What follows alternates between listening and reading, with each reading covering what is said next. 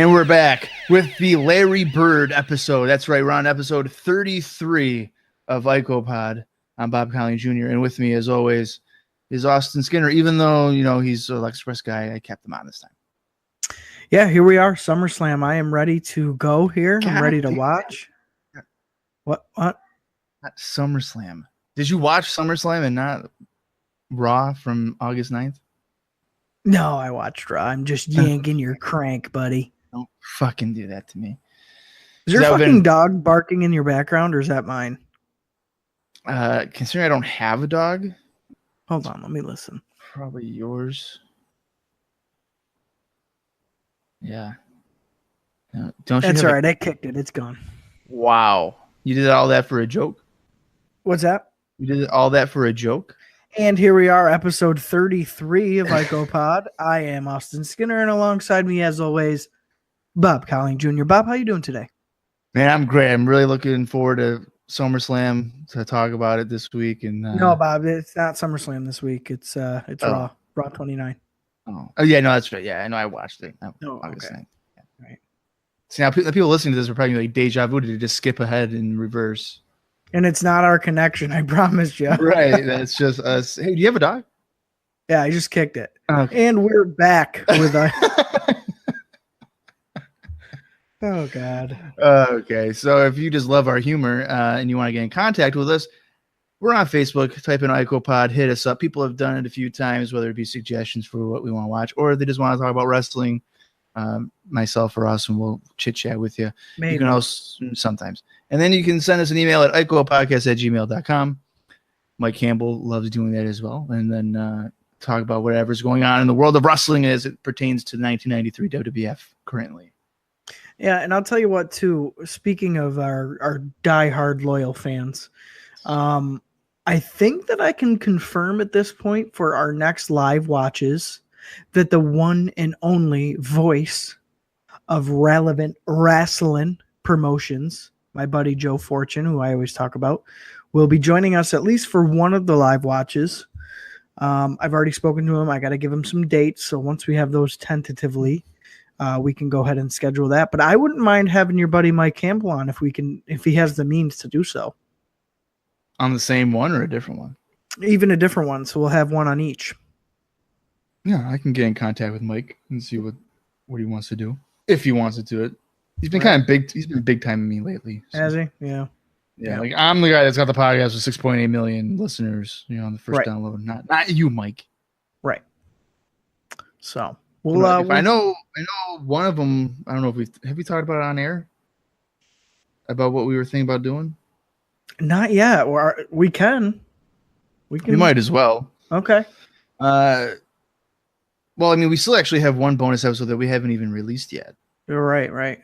And we'll be releasing that the Thursday after SummerSlam 93. Mm-hmm. And I believe that's been noted that we watched SummerSlam 92. Yeah. So that one will be released the Thursday after we talk about SummerSlam 93. And then for this upcoming one, I know one of them for sure was going to be Slamboree 93 to continue on with our journey through WCW. Despite not really keeping up with storylines and whatnot. Perfect. But I don't really know what we were doing for the second one.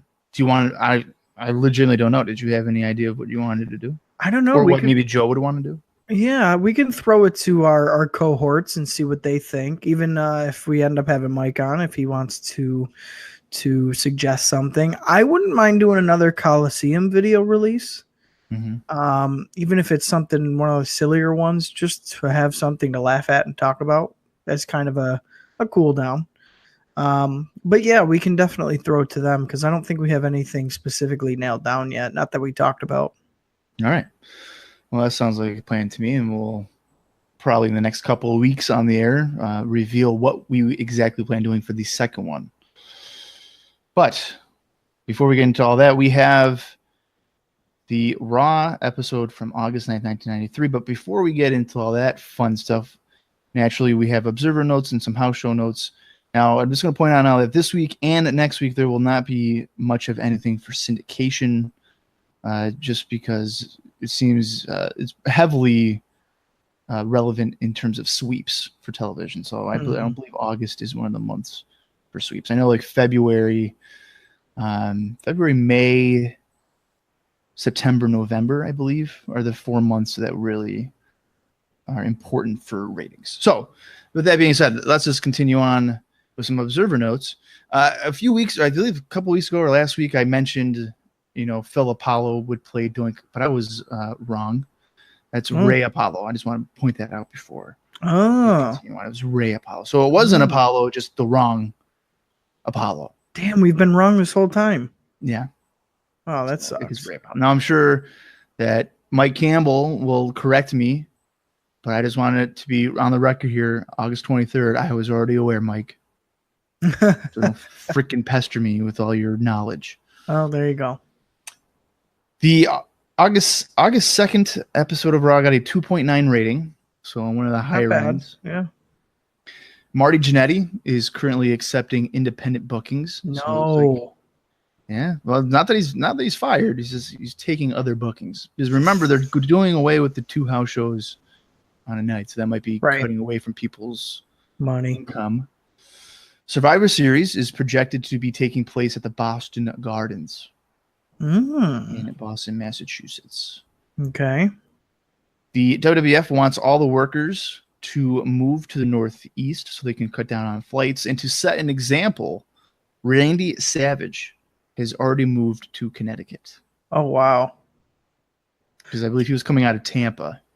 Think about that. How that differs from today, and almost doesn't, because if you think about it, a lot of the guys on TV now are either were forced to move or still live in like Florida for either NXT or kind of the transitional period to work out at the Performance Center. It's kind of interesting that even all the way back then, they wanted kind of a central hub for everybody. Well, I think, like you were saying that, I mean, they do have a move to Florida. Yeah. For NXT. Right. But I think a lot of wrestlers like live in Florida anyway because there's no income tax there. Yeah, because I know right off the top of my head, guys like Hogan, Jericho, Big Show. Well, they all have at least one house there. Right. Yeah, that's interesting. I don't know. Yeah. It shouldn't be that big of a surprise, though, because they are really cutting it to just Northeast and overseas at this point. Right. Steve Kern, as you'll remember, is Skinner. He apparently rejected the idea of like being a road agent or something along those lines, and is instead banking on him being able to revive the Skinner character on the independent shows. Really? Yeah. So if you were to maybe have an independent wrestling show locally in 1993 and the name Skinner pops up, now you might be thinking, oh my God, Dad. But no. Would it instead be Steve Kern? Would you be enticed to go into that show because of Skinner instead of Steve Kern? No, yeah, just because like the character Skinner. Honestly, I'd rather go see him as Steve Kern than Skinner. Oh, well, yeah, I have the same notion. So, like, for instance, Marty Jannetty's got, he's accepting independent bookings. Let's say right now you're in Orlando. Right. If it was 93 and you're your current age, you see Skinner versus Marty Jannetty, main event, Orlando Championship Wrestling. Are you going to go? Not for Steve Kern, but because he's thinking that he can revive the Skinner character into being a worthwhile character on the independent shows. No, probably not. No, yeah, I didn't think so either.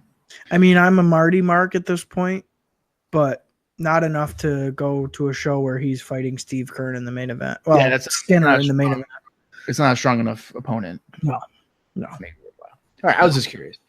The England tour ended on August 6th with Hulk Hogan beating WWF World Champion Yokozuna by disqualification on each show.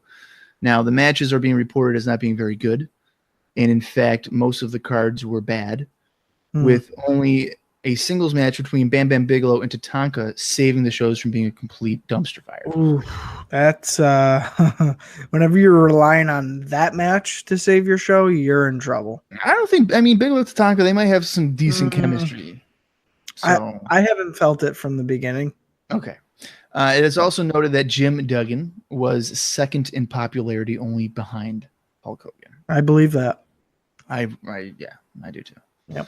I mean, back in February when he got killed by Yokozuna, I mean, he was getting easily one of the biggest pops. Yeah, and he was having some damn good matches. Yeah. You're right with Shawn Michaels and stuff. Yeah. Yeah. Right. Speaking of the August 6th show, I have that part as part of our house show notes. So maybe, we'll see if we go to this. Is it really that bad? Well, this is from Sheffield, England, and it had a 10,000 sellout. Wow.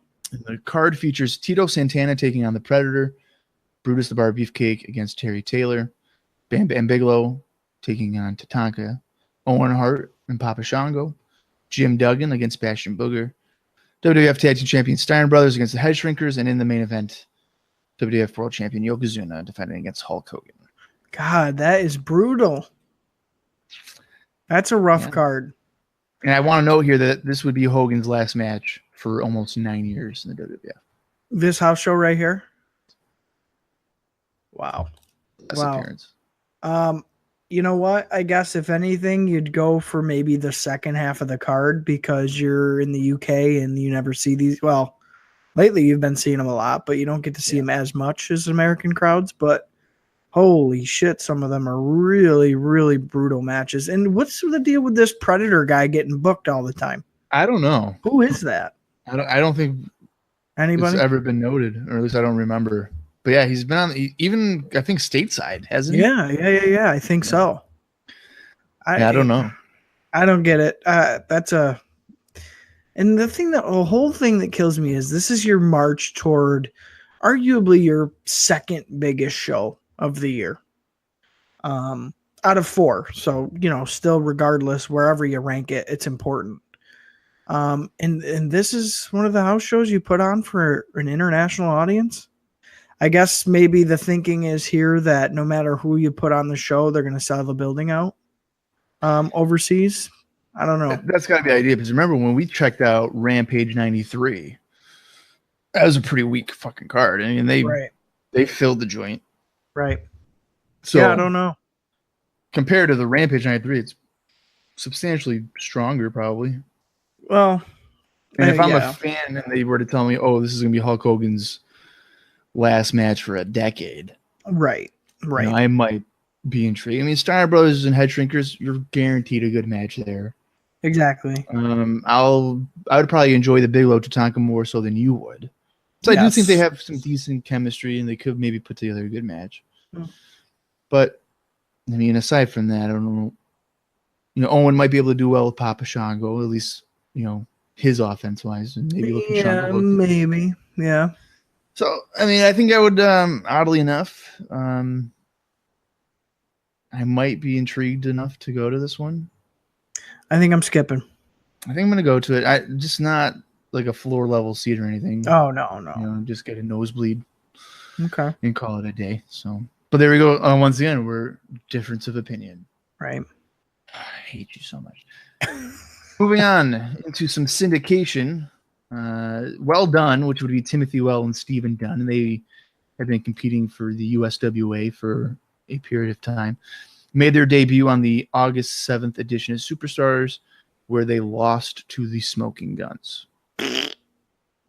That's why I didn't have us watch it. I have no interest in Well Done because I really don't know who they are and haven't seen any of their stuff. And I hate to say it, Bob. Yeah. But at this point, what is your... I'm going to project it onto you, actually. I changed my mind. What is your opinion of the Smoking Guns at this point? Forgettable.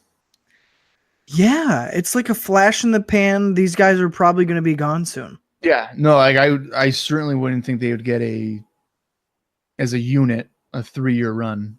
No. Yeah, no. And just because the way they've been presented, losing to the Head Shrinkers or whatever, and losing to Money Incorporated. Right. I mean, there's no reason to think, these guys are potentially going to be one of the top teams in a year or whatever. Right. It's like, no. Right. And Billy, and if anything, if they were to go anywhere, or if you were to keep anyone, I should say, it would be Billy. Yes, completely. Just because his charisma already jumps off the page. Yeah, but even like, if you wanted to fill out your card and have him be like a known name but still an enhancement guy, right? Because he can bump around, he can move around pretty well. Yep. Put him in that spot, and he's like lengthy, so I feel if Yokozuna does like a Samoan drop on him, like he can probably make it look pretty good. Right, you're gonna see it. Yeah. So that would be kind of probably where my mindset is for the smoking guns. Would you ever swap out Bart with somebody else on the roster to make it work? To team with Billy? Yeah. Well, I mean, I could see a guy like Blake Beverly. I think Blake Beverly would be a better role. Now, obviously, you'd have to change the gimmick of smoking. Right, and they're not going to be cowboys. Right. Right. So, I don't know, a guy like Blake Beverly, maybe. Yeah. A little bit more experience. Yeah. A credible tag guy. For sure. You know? And they have a similar look, the blonde hair. You could probably do something like prima donna-ish, Right. Yeah, I could see that. I'm trying to think who else is really noteworthy on the roster. Yeah, I don't know. I mean, not that I have anybody in mind, but I feel like Bart's really, and I don't mean to sound negative, but I feel like he's really kind of bringing the team down a little bit. Just because he's noticeably more green than Billy. And he's just about as stale as a 30-day-old piece of bread. So, I don't know. I don't know where they kind of go from here. They're definitely adrift, I think. Well, I think the attempt is that, Bart's the muscle and Billy's like the flailing kind of high flyer guy or whatever. I guess. Yeah, I guess. I don't know. I would even put a guy like when Crush comes back. Maybe you could put Crush and Billy together or something. Yeah. That might even get. That'd probably be beneficial to both guys. Well, maybe help Crush, shift focus and stuff. That would probably be pretty good. I just don't know how you would go about doing that. Together. Yeah. You could make Billy a surfer from Hawaii. I was just thinking, like, Billy as a surfer, like, I used to like horses, but I got on a surfboard and I was hooked. Yeah, they're way better. You don't have to feed them. I met Crush. He gave me CPR when I was almost drowning. Fuck you, Bart. He gave me the octopus. Yeah. He said, here, hold this blonde hair guy. We're going to the moon, brother. Crush can be like, I've never seen someone hold the octopus so well. Billy. Those muscles bulging, brother. You do well. Yeah, I don't know. The only other note on syndication is that Tito Santana competed in his final WWF singles match on the August 7th Superstars, where he defeated Barry Hardy. Ariba. End of an era. Yeah. With El Matador Tito Santana, who I recently I read that he never liked the El Matador gimmick. I wonder why he would not like that. Yeah, geez, probably because it's very, very stereotypical, and B, it's shit. Yeah, I mean, it only extended his career for like a year and a half. So yeah, well, Ariba. All right, that leads us into the August 9th, 1993 edition of Raw, which was taped from Alexandria Bay, New York, which you would think was maybe in a boiler room, but no, it's some level of an arena. The show starts off with the Lex Express has continued its journey as its latest arrival was to Comiskey Park in Chicago. Now there, Luger hung out talking to various Chicago White Sox players, including Tim Raines, and he threw out the first pitch, but not from the mound. Oh, I didn't even notice. He did, so he's a bitch. I can't like him anymore. Actually, in fact, I never liked him. Bullshit. You liked the narcissist. As a narcissist, yes. As a narcissist, yes. This guy, no. Do you know this MLB guy or no? Tim Raines, yes, I do. All right, so he's kind of a name guy? Yeah, I have his book. Okay, nice. I believe... Oh, you know what? I don't want to say this and then have it... Oh, no. not be accurate, but I'm pretty sure. I'm not going to say it. Just continue, and then I will say what I think I was going to say. I just want to make sure that I'm accurate. Okay, no, he's alive. I was going to say he was dead. Well, there you go. I thought he died, but I'm probably thinking Tony Gwynn, and Tony Gwynn's for sure dead. So you're just like speaking another language to me here, Bob. I know, because you don't know any of the guys I'm talking about. So no. I thought I wasn't sure if this was just another J-Brown athlete. No, Tim Raines is a Hall of Famer. Oh, okay. So he, let me look up his stats here real quick. Oh, no, you really gave Bob an excuse for baseball right now. Yeah, I'm kind of a fancy baseball nut. No. Let's see here. He 2,600 hits, lifetime 294 hitter. Let's see. So this is 93. He played for the White Sox. He played in 115 games, 16 homers, 54 RBIs. So he's not the greatest, but he's pretty good. Okay. He's solid. He was a solid baseball player. Yeah, it's better. It's better than probably any of the guys that were involved with the slam on the Intrepid. Okay. Yeah. Well, I guess that's kind of where I was going. Burrell had a pretty decent career with the Hornets or whatever, but Tim Raines is better. In baseball. All right. Yeah, that's kind of where I was going with that. I wasn't sure kind of where he fell. I think it's really, really funny that we're opening Raw with this. So if you didn't know and you were flipping through the channels and you saw this little segment on right here at 9:00 Eastern or whatever, you'd probably, if you were a wrestling fan looking for wrestling, you'd probably skip right over it because you don't know what this is. Well, even if I knew it was wrestling, I would immediately change the channel because I was like, Lex Luger didn't throw it from the mound. He had to throw it 6 feet in front of it. Do they show the ball getting to the catcher or no? No, so it was probably a horrible throw. I was going to say, I didn't think they did. Yeah, they show him. I think they show him towards the end of throwing it and then walking off. Yeah.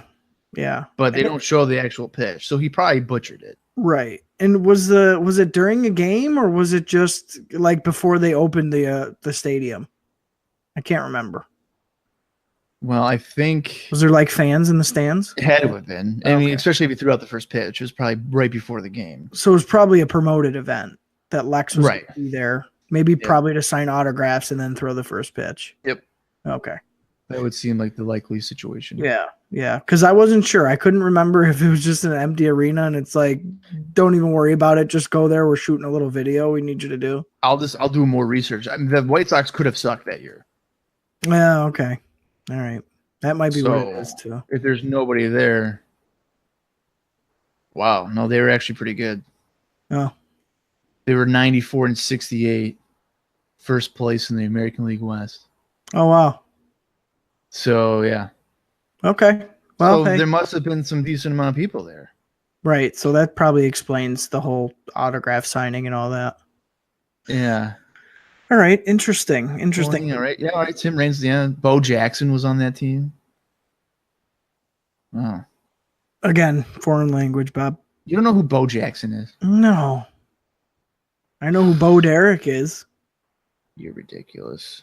Frank Thomas, Robin Ventura. That was a pretty good baseball team. Jesse Ventura and Frank Oz. No. Oh. Yeah. So even then, they got all the way to the ALCS, which would have been the first round, and they lost to Toronto in 6. You tear your ALCS, you're out for about, what, 8 months? That's the ACL. But, close.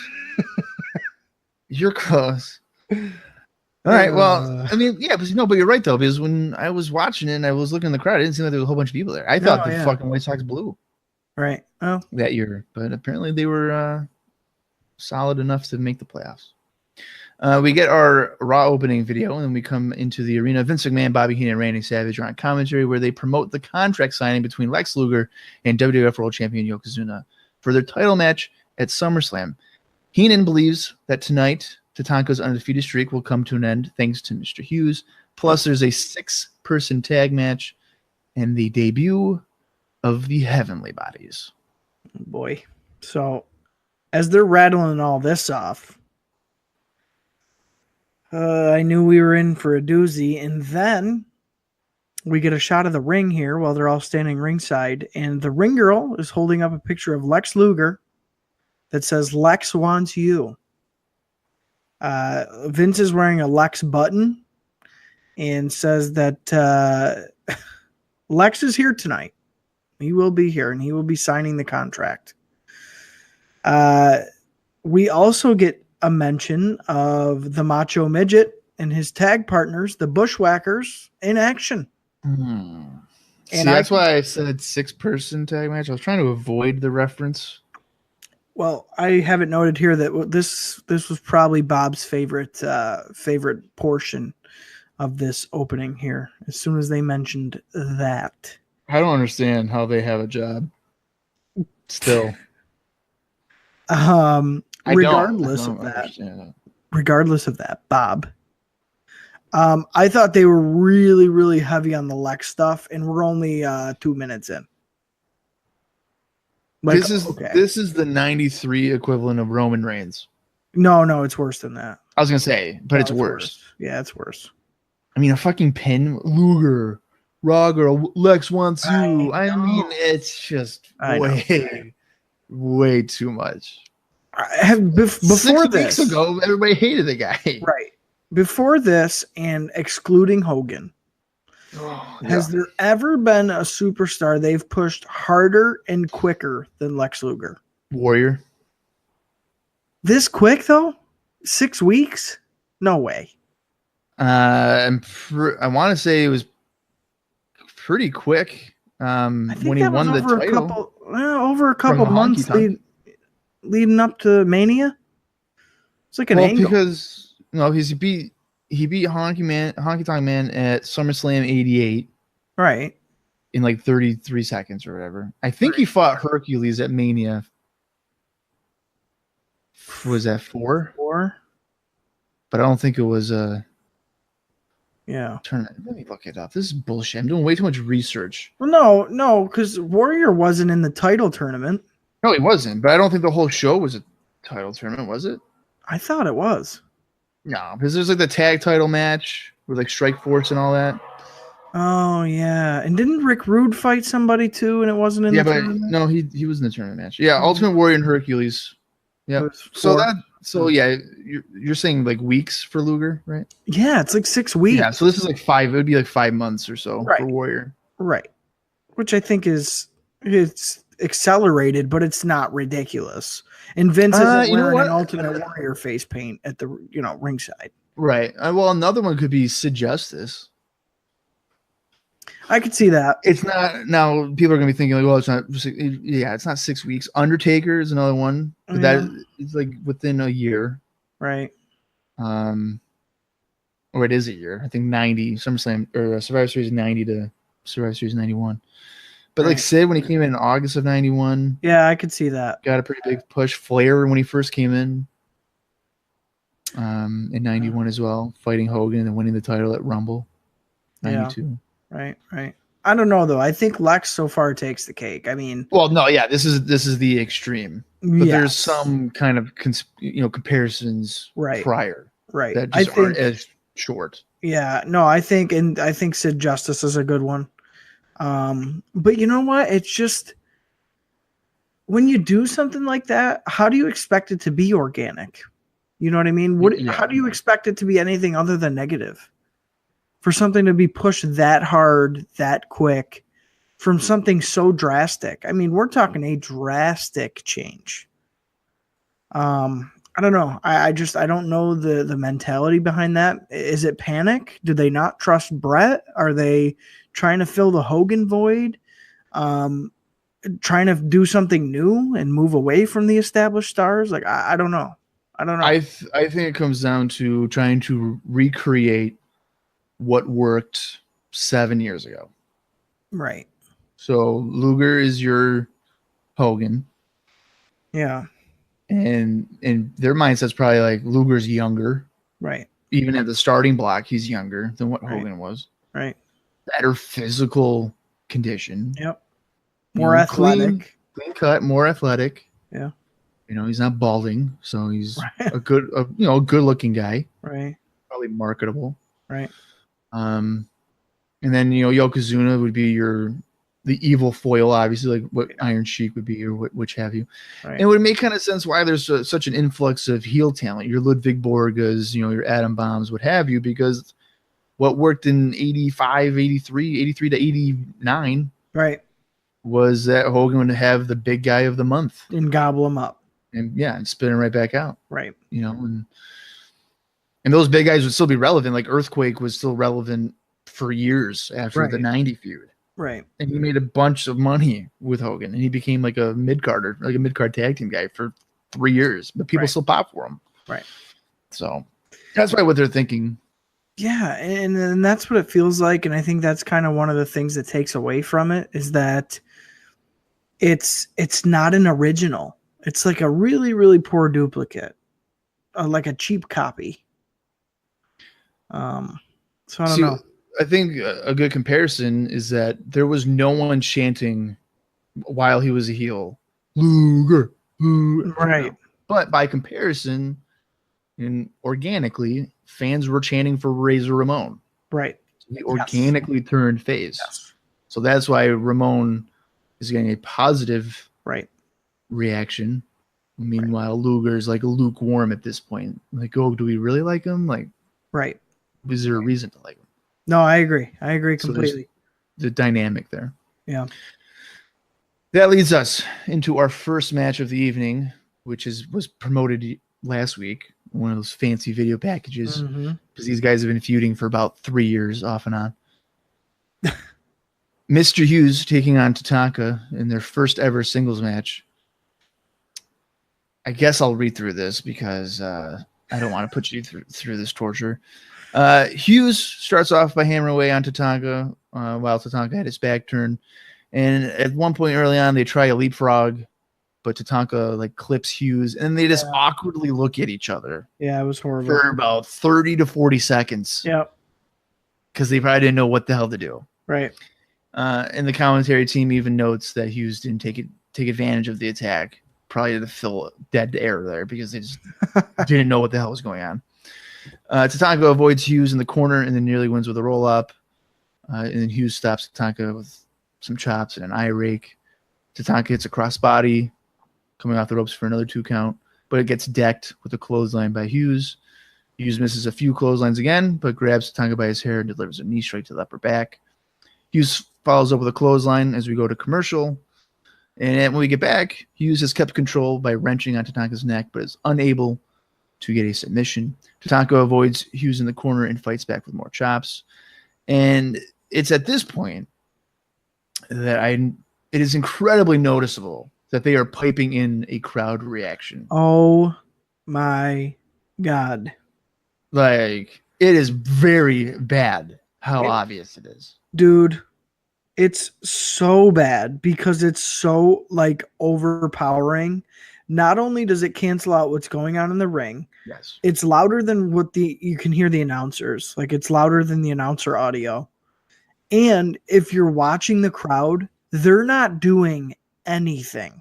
And they're dead. Yep. That's the first thing I looked for, because you would have thought this was like a WrestleMania 6 showdown. The way they had it piped in and how strong the boos were, and then how strong the cheers were when Tatanka would hit a move, it was so phony. It was annoying how fake it was. Well, and it's also that if Hughes was in control and they're booing, and then Tatanka got control on a dime, it changed. Yes. And it was ridiculous. You couldn't even hear contact on the mat, exactly, on the canvas or anything. Yes, that's how over the top they were doing it. Exactly. And I think I even caught at one point on commentary Bobby saying something about how quiet it was, but again, the piped in crowd reactions glossed over it, so you couldn't really hear what Bobby said.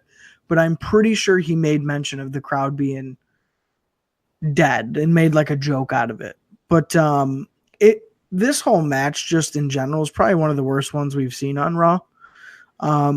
So sloppy, nothing put into it, no reactions, the piped in audio, the miscommunications, because it wasn't just the leapfrog. I think other things happened where it was miscued and they bumped into each other a couple of times. It was very clunky. It was again, I would say it's probably one of the worst matches on Raw we've seen, especially for an opener. And then to top it all off, Bob, did you notice how small the wreath was this week? compared to like the last couple? I mean, I noticed. Well, let me just tell what happened at the end, so that way we can get into it. So towards the end here, they go over the top to the floor because Hughes sends Tatanka over the top.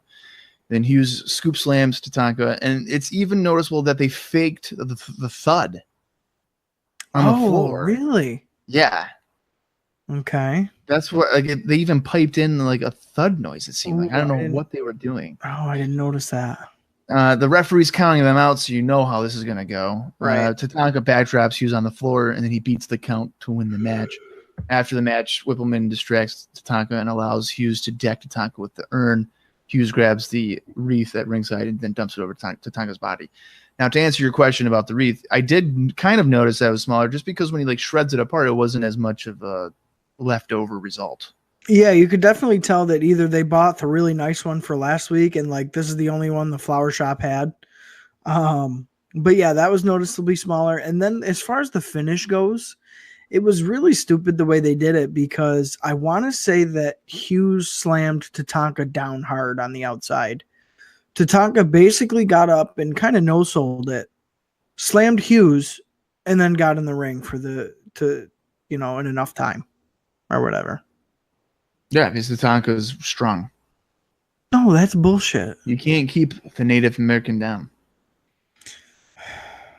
Regardless, Bob. Regardless of your passionate feelings. He's my boy. For Tatanka. No, this was fucking brutal. I mean, this is easily one of the worst matches that we've seen on Raw. Yes. And I mean, we've sat through Repo Man and Damian Demento. Yeah, and quite a few Virgil matches too. Virgil. This is probably one of the worst. One of the worst. One of the worst, for sure. Without question. For sure. Coming out of that, we get an Ico Pro ad conveniently with Tatanka. Yeah, not Lex. Yeah. We haven't seen one without Lex in a while. No, I was surprised. I'm telling you right now, if we see another one from the Steiner brothers, I'll be shocked. I know. Because like, that was a one-off, it seems like. Yeah. So now at this point, it's going to be probably Austin's favorite segment of ICOPOD for the next couple of weeks. It is the Who Is Lex Luger. Go ahead, Austin. Oh, thank you. Thank you. So, yes, this was our next installment, and I'm not sure. I want to say that either this week or next week's probably going to be the last installment of this. I think it's next week. Because next week is the final, like, actual Raw, and then after that, it's the Spectacular. So I believe next week will be the last one. Yes. So here we go. We get right into it. It's the same kind of setup. It's just Lex sitting in a chair on a black background, kind of answering questions from Vince off camera. And we start out, the first topic this week is going to be football. So his football career.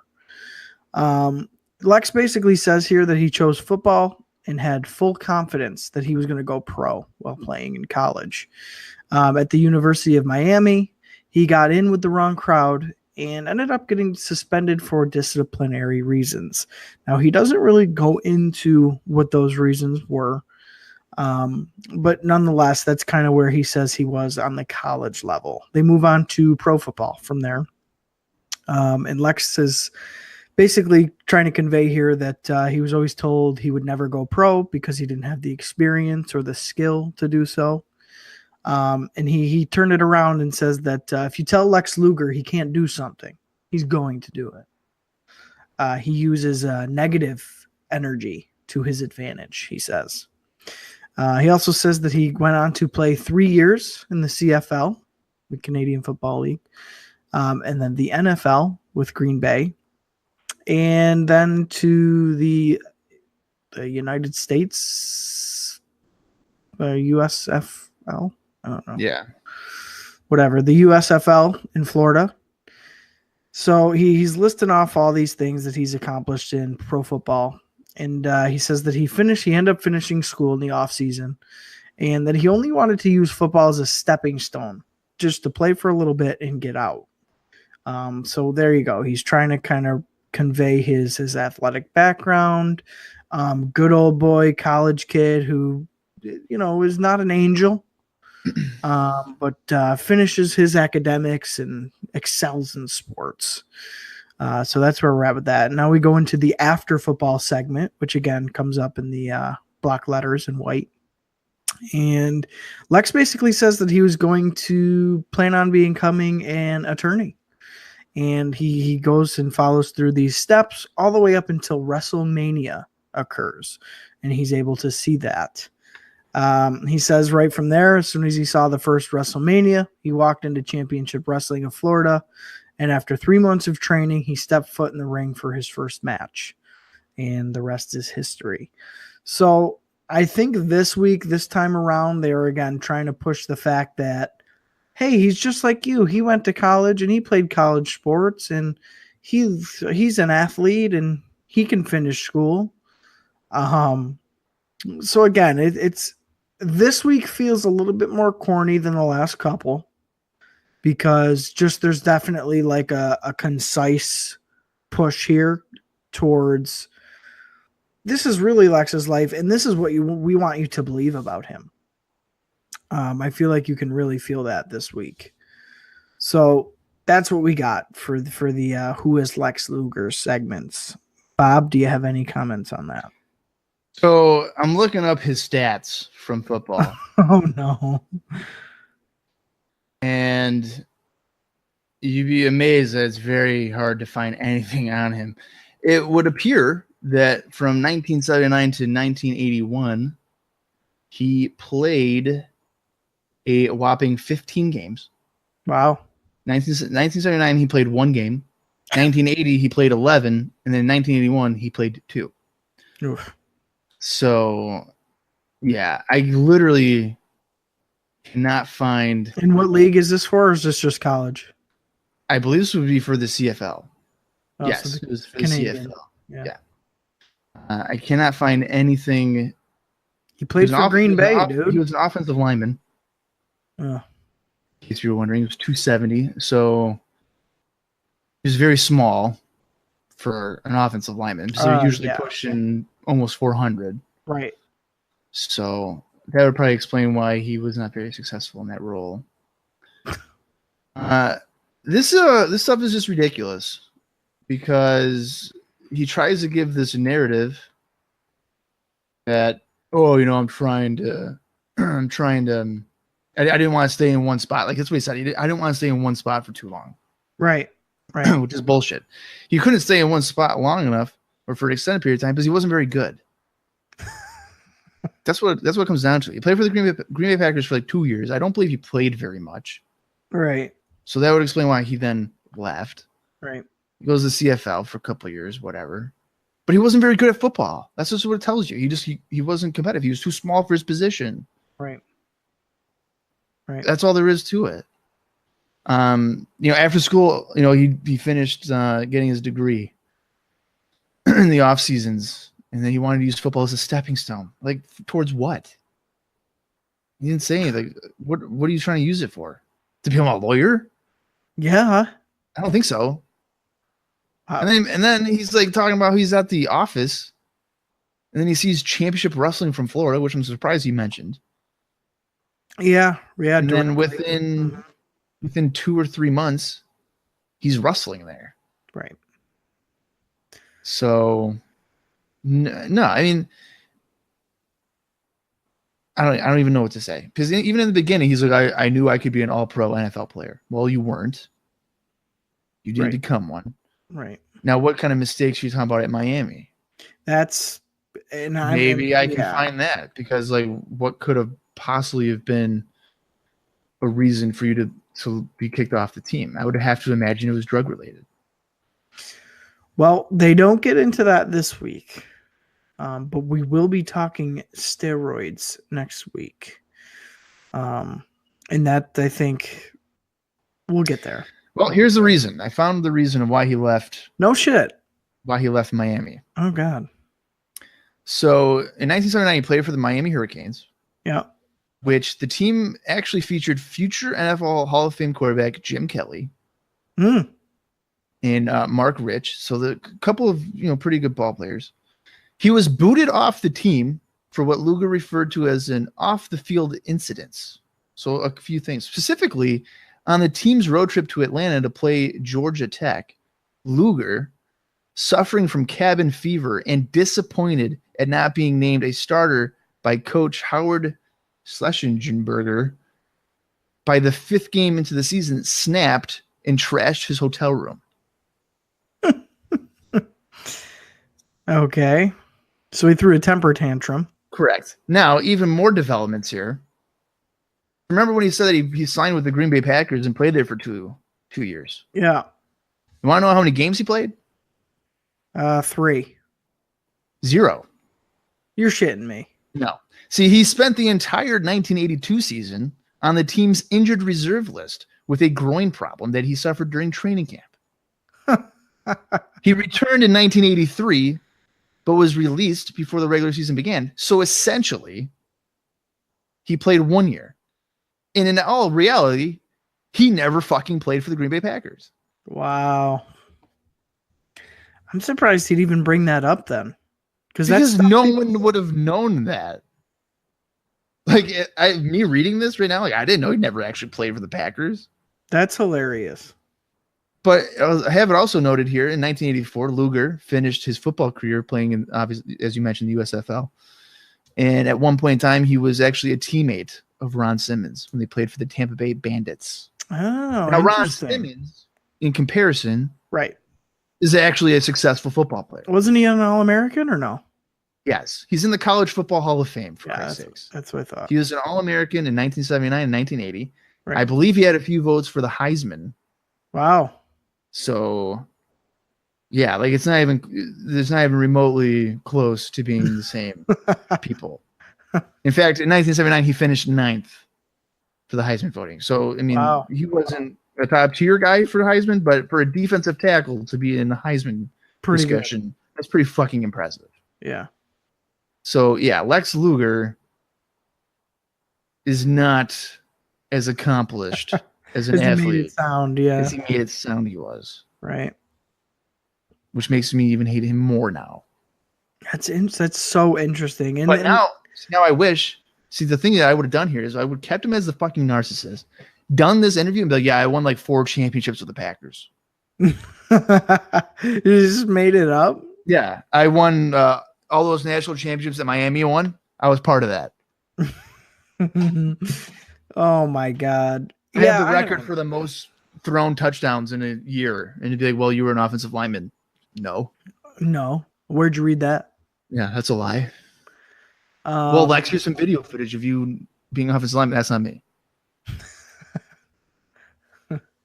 Were you there? I paid that guy to walk around and look at me. Like, were you there to know that I was offensive lineman? Exactly. No, I was the fucking quarterback.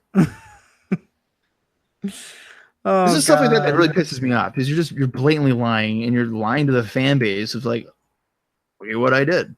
Right. You didn't do any of that. Right. You never even played it down in the NFL because you had a bad groin. I wonder if there was anybody at the time that kind of realized that. Like, if you're a dual fan, like a dual sports fan of, I bet you football, Dave Meltzer. Yeah, you know that he wasn't good. Yeah. Oh, that's so bad. That is so bad. And see, Bob, if you wouldn't even have known, I wouldn't even have known that.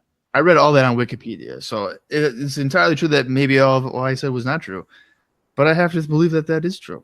Well, you're taking Wikipedia's word over Lex's, which is probably a fair choice there. But yeah, that's so interesting. So basically everything he's saying there, and I could read through it. I could tell. So yeah, he's pretty much fabricating, or at least really, really prettying up his resume here. That's what he's doing. He's enhancing it. Right. It's like a tall tale. So you get a little bit of truth, but most of it's fabrication. It would be like me saying I'm 6'8". Right. But I'm really 6'4". Right. So I'm just, enhancing my height. Right. To make it better. Or in a better example, the Bruce Pritchard podcast. What does that mean? There's some truth in there, but he's probably enhancing most of it. Yeah. Take that, buddy. We're better. We tell nothing but the truth here. All right. Well, you froze up for a minute there. Well, I said, take that, buddy. We tell nothing but the truth here. Just ask our 6.8 million followers. That's right. Damn it. Oh, so you're saying that Bruce Pritchard fabricates stuff? Yeah, just a little bit. All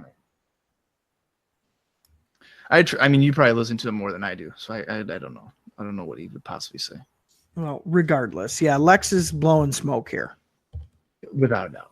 Without a doubt. Now, speaking of blowing smoke, I wish I smoked marijuana in order to get through this next match, because the second contest is the Bushwhackers and the Macho Midget taking on the devastating trio of Brooklyn Brawler, Blake Beverly, and Little Louie. Now, the first thing I wrote down was fuck my life. It's noted on commentary that the Bushwhackers will be wrestling the Quebecers on All American, and I will tell you right fucking now, I am not covering that nonsense. And I'll also tell you what else was noted on commentary here. Savage that says right after our video package with Lex here, he says that he had chills after Lex was being so honest. How about that one? Give me a break. There's just no way.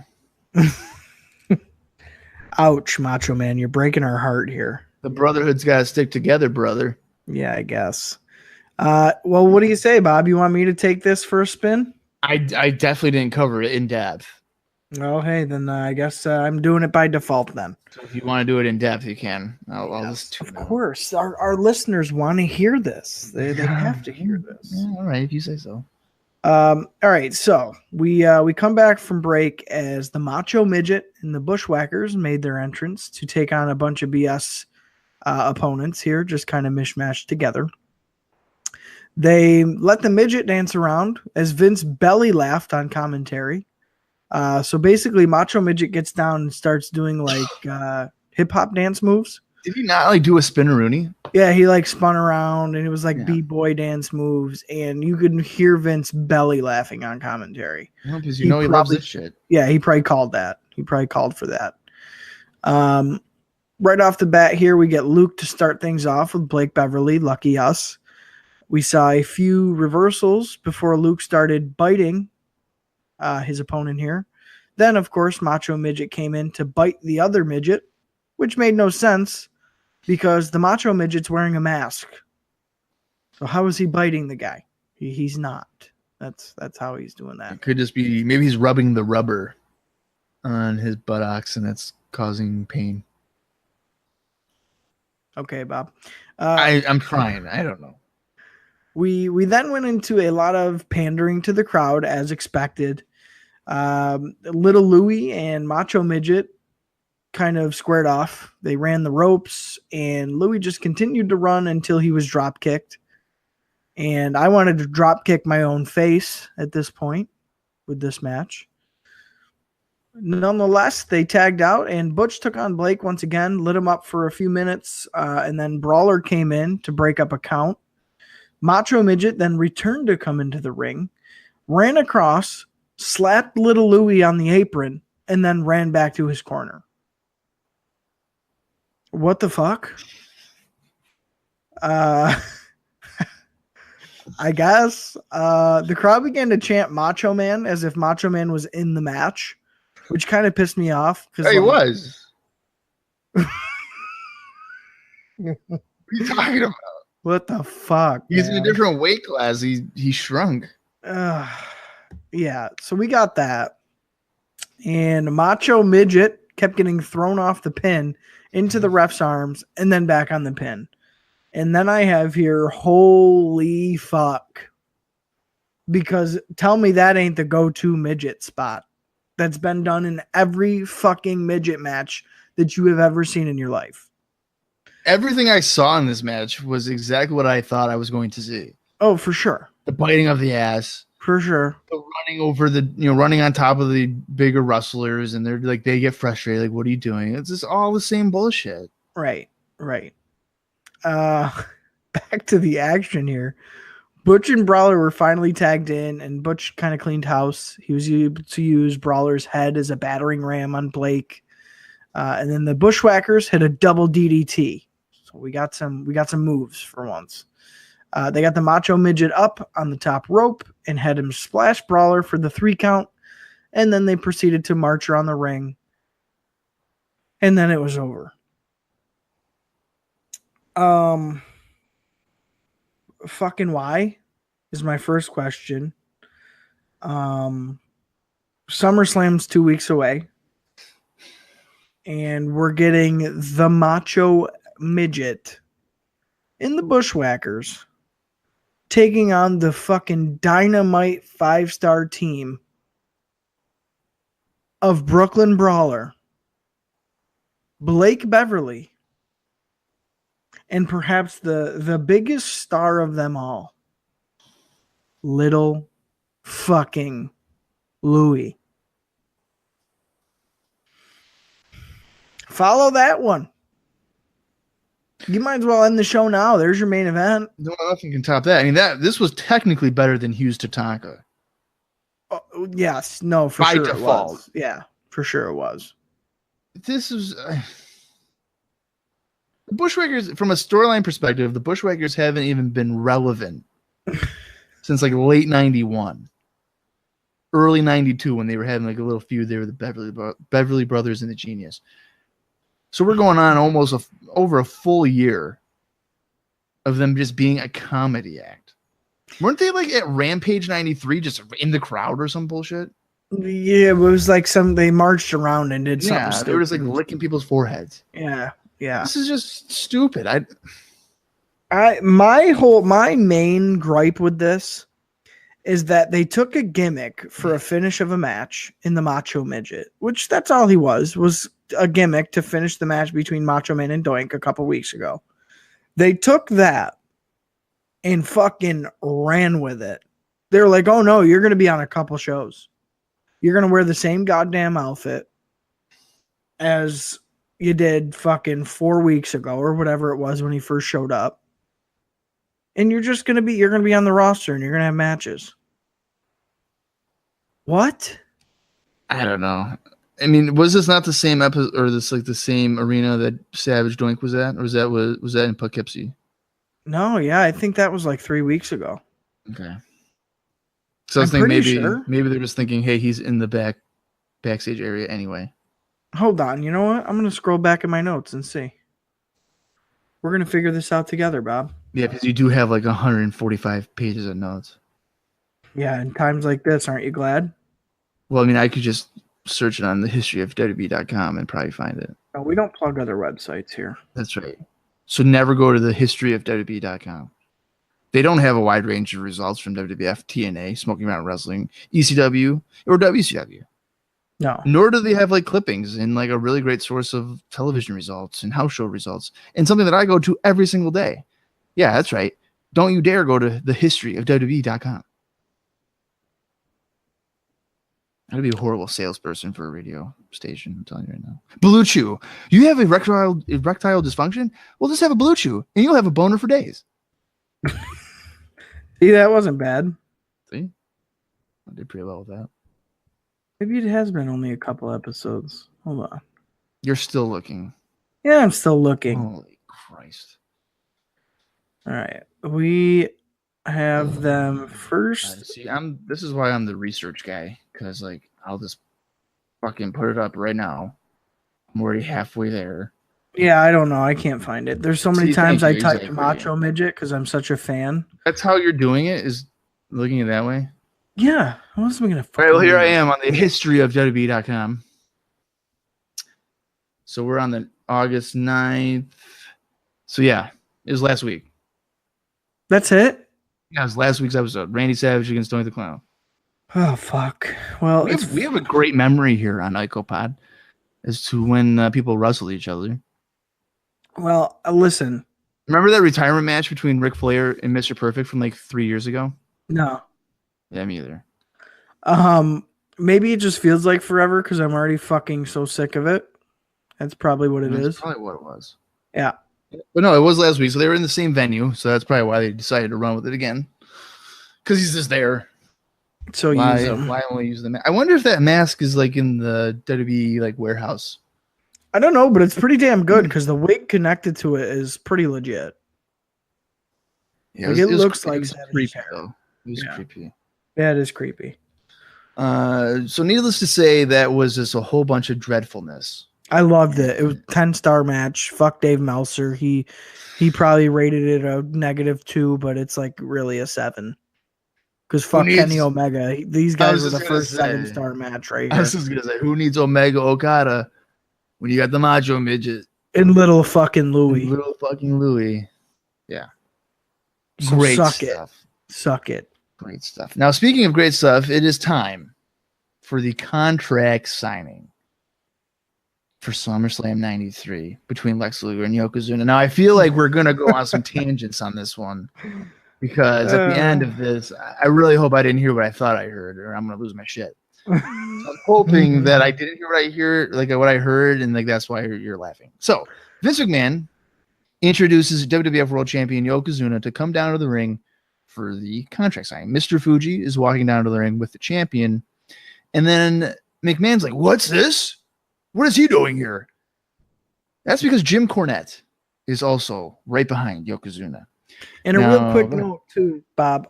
In the ring behind Vince McMahon, there's a couple notables there. We have Vince, Bobby Savage, Jack Tunney's there, and some of the well-known referees. So we have quite a few notables. A couple of agents too, I think. Yeah. So a couple of notables in the ring. I think maybe even Pat Patterson I probably saw. Yep, I think so.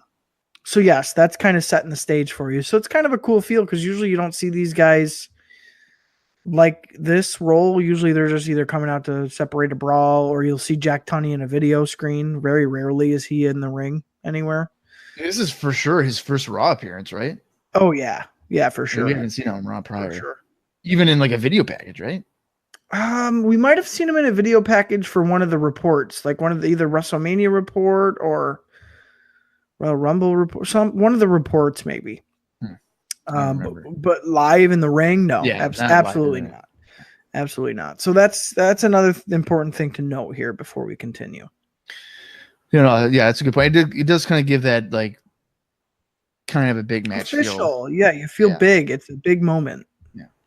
Cornette suggests that McMahon go to Fuji for the answer since Fuji manages Yokozuna. So McMahon goes to Fuji. What's going on? So then Fuji's like, Cornette has been hired as the American spokesperson for Yokozuna. Now, that's something Cornette probably could have just said originally. Yeah. So it's kind of comical. He's like, this has Fuji. And then he proceeds to talk anyway. So Cornette says that the Japanese people are the most honest people. And the fans at this point are chanting, USA, whatever. Cornette believes that Yoko and Fuji have a limited knowledge of the English language and are at a disadvantage. Cornette says that there's no word that can get through him, and he's going to check the contract. Now he kind of humorously is like, "All right, yep, all right, yeah, okay, great." Like within 6 seconds, he reads over the contract and says that everything can proceed. Right. Lex Luger is introduced to the crowd, and he joins the contract signing. And I just thought this was already annoying because he's wearing a damn suit and tie, just ironed neatly. Oh, no. Bullshit. I'm not liking this at all. Let me explain what he's wearing. Go right ahead. Is it like a bow tie? It's not a bow tie. It's like a tie, right? First of all, Vince is putting Lex over huge in the announcement. Like he is going above and beyond. So Lex comes out in a navy blue suit. Yes. With fucking huge shoulder pads in the suit. Like comical. He's got like a diamond shaped body. That's how big they are. As if he needed them, because as we know, Lex is a pretty built guy. So first of all, you don't even need those in there. That's like it's a true representation of his body. Right. And then he has his American flag tie on. So this fucking guy's coming down. It looks like he was running for office. Yeah, that's how I took it. There was nothing badass or cool about him. I thought he looked like a fucking nerd. Yeah. Like, that's what he looked like. A fucking nerd. He really did. It's such a far stretch because, all right, let's think about it here. Let's go back to the Intrepid when Lex Luger comes out of a fucking helicopter in tight jeans and an American flag t-shirt on. That's kind of badass. Like he looks like he can beat somebody up. Yeah, even though he's dressed like a dad. Well, dads can usually beat people up, and they make a mean burger too, Bob. All right. Why don't you just butt out, okay? Now let's get to the point here. What the fuck is this outfit? That looks like he picked it out of Jack Tunney's goddamn closet. Yeah, I don't know. It was probably Vince McMahon's. It looked like shit. Vince McMahon was probably, hey Lex, this doesn't fit me anymore. I'm too big for it. Here, pal, put this on. You'll look like $1 million. Guaranteed. Horrible. Guaranteed. Cornball. It's pissing me off. No, you love this guy, so now you're stuck with it. No. Anything he does, you must love. Not this. Give me white turtleneck Lex Luger with fucking American flag Zubaz pants on, ready to roundhouse kick somebody in the face. Oh, man. Fucking riding a bald eagle, shooting a fucking Tommy gun. Give me that Lex Luger. Don't give me some fucking suit politician Lex Luger. No, I totally took it like he was running for office. It was horrible. I really did. Like, who are you intimidating? The Bill of Rights? You're not intimidating. Declaration of Independence. Yeah, you're not intimidating anybody. No. Dressed like that. No. And maybe like you can use the excuse, oh, well, it's a contract signing. It's supposed to be official. But bullshit to that. Bullshit. As soon as I saw him walk out like that, I was like, are you fucking kidding me? Here comes Bob Backlund down to the ring. The most out of touch fucking goofiest nerd you've ever seen. Ridiculous. Ridiculous. Go ahead, Bob. I'm liking that you're hating it as much as I am. I have even noted here it's a far cry from the guy that we saw at King of the Ring. And he's also coming to pretty generic patriotic music. Oh my god, it's like the dun, dun, dun, dun, dun, dun, dun. I was like, are you fucking kidding me? Yeah, it's pretty bad. So, they get everything in order and they're both in the ring. So they decide, hey, we should sit down since it's a contract signing. Who signs anything standing up? I mean, no one does that. Right. So they sit down, and I am telling you right now, I was surprised that chair did not explode when Yokozuna sat down. I thought for sure that he was going to be on his ass. Oh, God. Poor Yoko. I was so fucking surprised. Honestly. Lex Luger should grab that chair and use it at SummerSlam if it did not explode and Yokozuna sat down on it. He'll win. Right. It must be like the strongest medal Titanium, ever. Yeah. So as you mentioned, WWF President Jack Tunney is there to oversee the signing of the contract. Now, Yoko signs it without taking his eyes off of the challenger, Lex Luger. Yeah, intense, kind of selling the moment a little bit. Jim's right over his shoulder, kind of looking everything over. Yeah, and like Luger's kind of like shifty eye, like he's not like he'll look at Yoko, but he'll like look around. Yeah, it's like not direct. Yeah, he probably has ADHD or something. Luger signs it as well. They proceed to then stand up, and then Cornette chimes in, and he's pretty proud of himself because there is a clause in the contract. You're probably thinking, what clause could this be? It's the forearm thing, right? Like he can't use his forearm without he needs a pad. Well, yeah, there's that. But if Luger doesn't win the title at SummerSlam on August 30th, then he will never get another shot. He will not get a rematch. And then McMahon goes to him like, well, what do you think about this, Luger? First of all, did Luger even read the fucking contract? No, he dropped out of fucking college. He got kicked out. He got his degree in the off seasons. Whatever. Okay.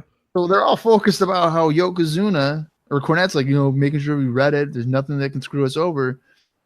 And now Luger's getting screwed over. So as a fan, are we supposed to sit here and be like, Luger's a fucking moron? How are you not going to get a rematch in case you lose?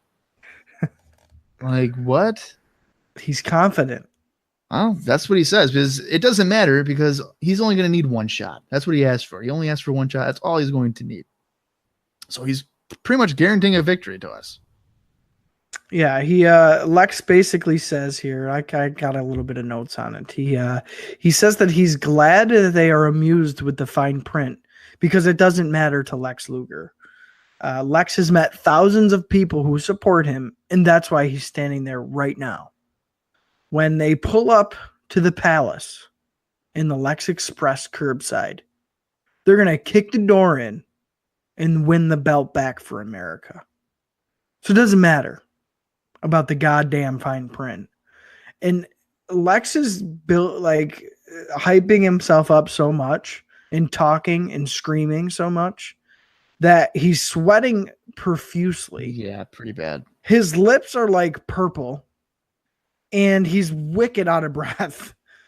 So he looks like a fucking cartoon character in this ridiculous suit, purple lips, sweating like a goddamn banshee, screaming through his breath. And Yoko, in such a cool moment, wipes the sweat from his forehead and just flicks it at Luger. Like such a nonchalant, like you are nothing to me. Yeah, like you are getting all hot and bothered, and I don't give a fuck about you. And right there, I was like, well, it was fun while it lasted. Because, fuck. Luger looks like an idiot. He really, this does not make him look good. In Lex's, like comeback to the sweat flick. Oh, that's real cute. Like that's what he says to Yoko. Oh, that's, he didn't know what to fucking say. It like threw him off for a minute, and you could tell Lex was just making sure that he got all of his scripted points in to say. Yeah. So when Yoko does that, probably off the cuff, I guarantee it, it throws Luger off. He has nothing to say. Oh, that was cute. And then he just continues on with his points that he has to hit, his bullet points. Yeah. So bad. I wonder if he said, oh, that's cute because it was off script, and he was saying, oh, that's cute that you would do that. Yeah, I don't know. I don't know either. Everything you mentioned is also, what I have here. Though Luger does mention that America is all about opportunity. That's all that he needs. Oh, yes, yes. So, and as you mentioned, he's going to bring back the title to the United States of America. Yoko swipes his forehead, all that. Luger then says that on the plane back to Japan, Yokozuna will be hearing "you" ends with an A, and the middle initial is F. What? Does he say F? I don't know. I don't think he says S. It sounds like F. Oh, I don't know. I played it back 3 times. Did you? Yes. It sounds like he says F. UFA. Yeah. He might have like a fucking America. He might have a speech impediment or something, so like the F and S may not sound, too far apart from each other. But it sounded like he said F. He's so flustered. The sweat flick from Yoko threw off his script, man. It had to have. Yeah, because like you said, he basically is insinuating that on the plane back to Japan, Yoko won't be able to live down his loss to Lex. Yeah, so in his mind, all he'll hear is the fans going, UFA, UFA. You fat ass. Right, exactly. I don't know, man. I don't know. But between this and what we get into next week, my hype and enjoyment of the Lex Express has really, really dropped drastically off of a cliff. Which sucks because like the last couple of weeks I've been kind of digging it, and don't get me wrong, we haven't seen him wrestle as this American hero yet, so who knows? But just from a character standpoint, peppering all the lies in and looking like a J-Brone out in your fucking shoulder padded suit that you probably bought out of the women's section. I don't know. Not a good look here for Luger. Not the right steps to be taken for me to like you as a badass wrestler who can beat a 500-pound man. No. Yeah. I agree completely. I mean, it's such a watered down attempt of what Hulk Hogan was. I mean, back in the 80s, Hogan's filling, 20,000 seat arenas or 15,000 seat arenas, and they're filling what, 1,500 in Alexandria Bay. Right. And when did you see Hogan in a shoulder padded suit? Right. Yeah. Never. Fucking never. Right. Never. Hogan would wear his fucking trunks and the cutoff shirt to contract signings all the fucking time. Oh, every time. I think everyone I've ever seen him in. Every time. Yeah, like him and Andre, like he was definitely right. in his gear. Right.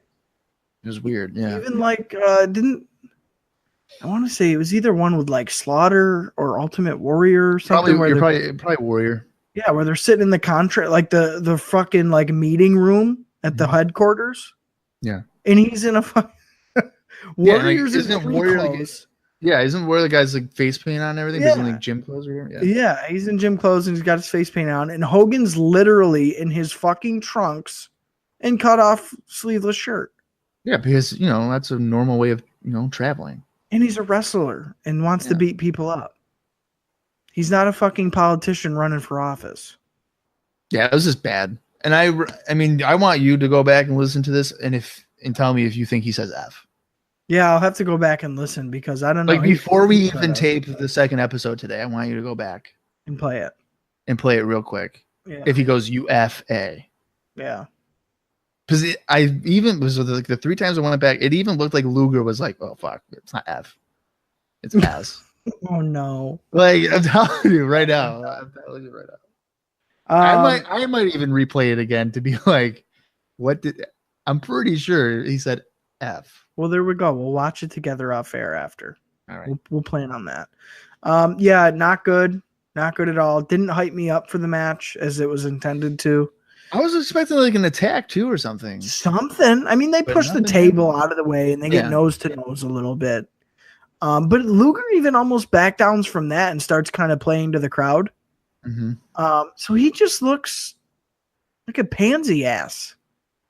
You put it this way, Bob. You can't deny that the Luger we saw on the Intrepid was a little bit more badass than the one this one. Like he stepped right up to him and he's like, "Listen, big boy, we're going. You ready?"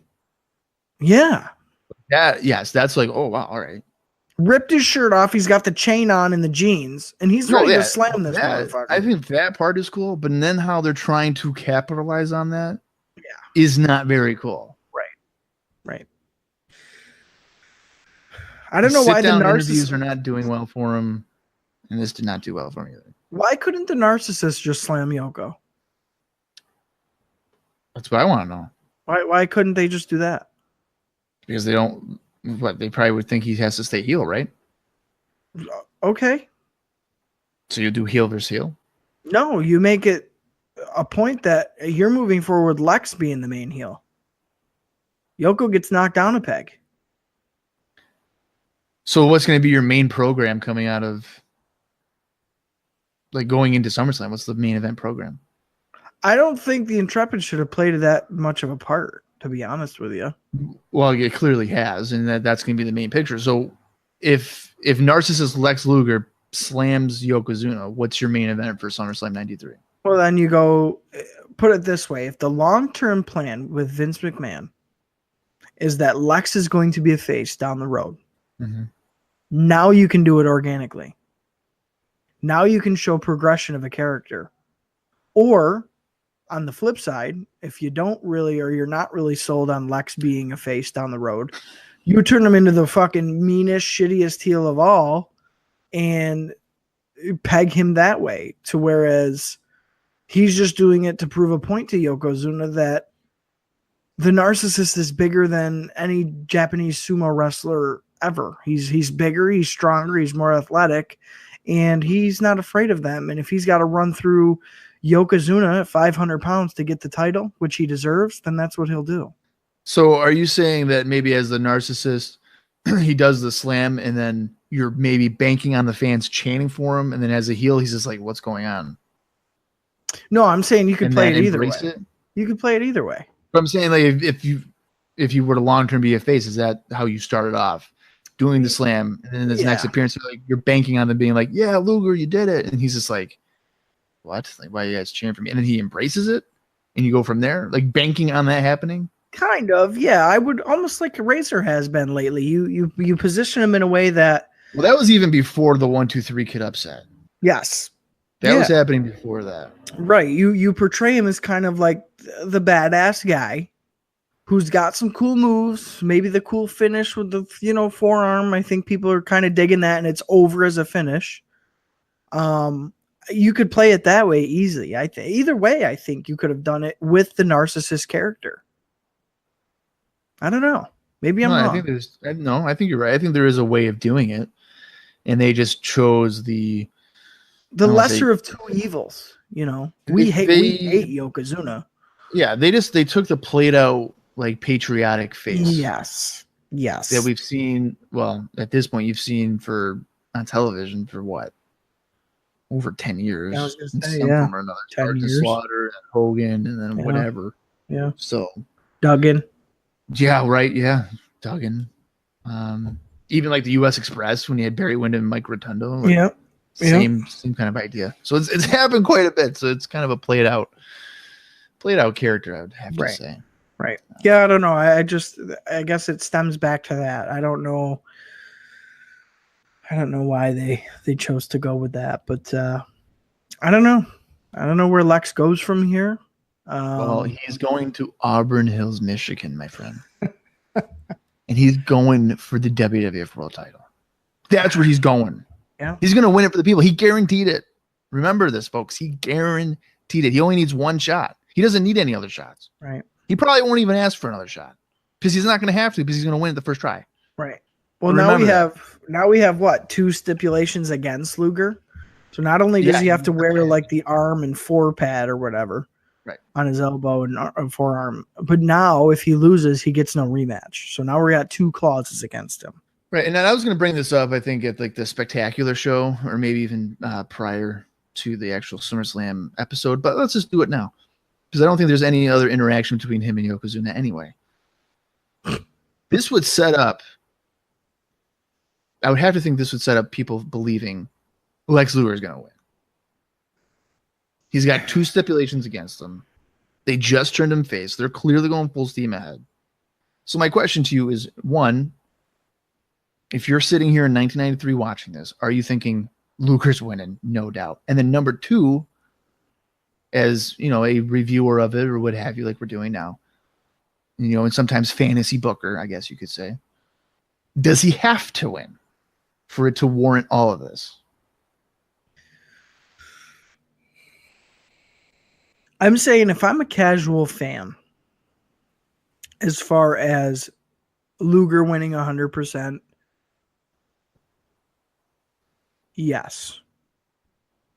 Because like you said, typically when the deck is stacked against you in wrestling, you're going to win. You know, that's just how it goes. It's like the good guy overcoming the odds and beating the bad guy. So to that, I would say yes. For the simple fact of fantasy booking, long-term, does Lex need to win? I guess it depends. If you want him to work as a face, I don't know. Because, again, I think it could go either way. If he wins and wins the belt within, 2 months of this push, fans are going to turn on him quick. Really quick, I think. Maybe not so much in 93, but I still think that they would. Well, I think, not to cut you off here, but I think Brett is the number 1. Exactly. And the fans haven't forgot about him. No. The fans have not forgotten about Bret Hart. Not only that, Razor Ramon's getting some fucking steam here. Yes. And he's got that organic, cool, bad guy persona. Exactly. Right. So that's going to be a big threat to Lex's face, persona moving forward. Now, on the opposite side, say you do give Lex the belt, you could turn him back real easy. Oh, yeah. Real easy. By just saying that he used everybody. He used everybody to get to that point. He's still the narcissist. Forget all that. He outsmarted everybody, including Vince McMahon, including Yokozuna and Mr. Fuji, and most of all the dumb fans around the world.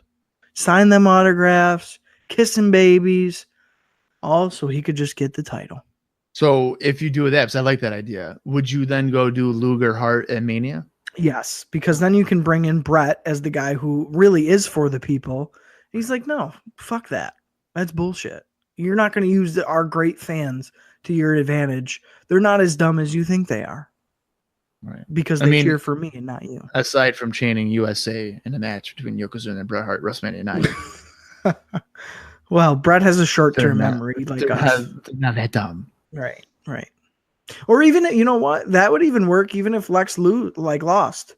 Because then Lex can blame the fans. Like, you guys didn't really back me. You never really believed in me. Yeah. I just believed in myself this whole time. And since I let you trick me into this, fuck you guys. Yeah. No, that's a good point too. Right. So it can go really any way.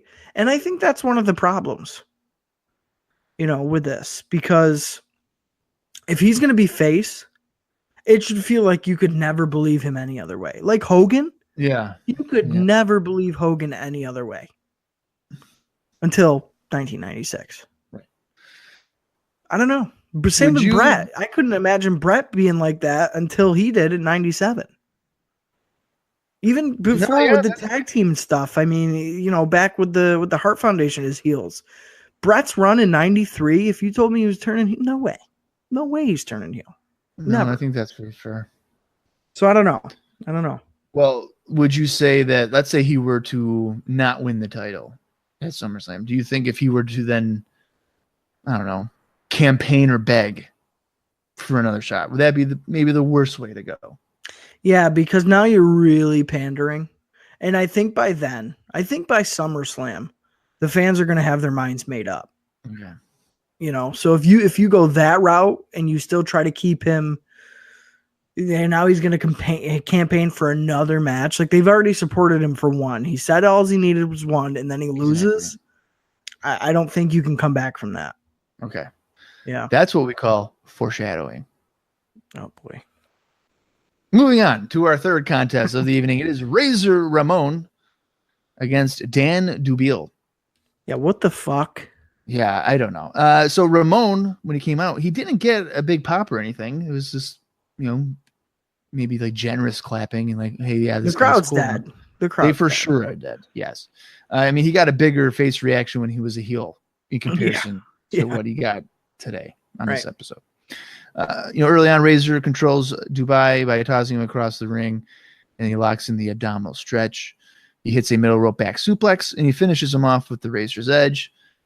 Pretty simple squash, and maybe, quite possibly, the best thing on the show so far. Easily, because even as we kind of went into the finish, Razor hit kind of his signature back suplex off the top, and this Dan Dubiel guy or whatever. Why? Whatever.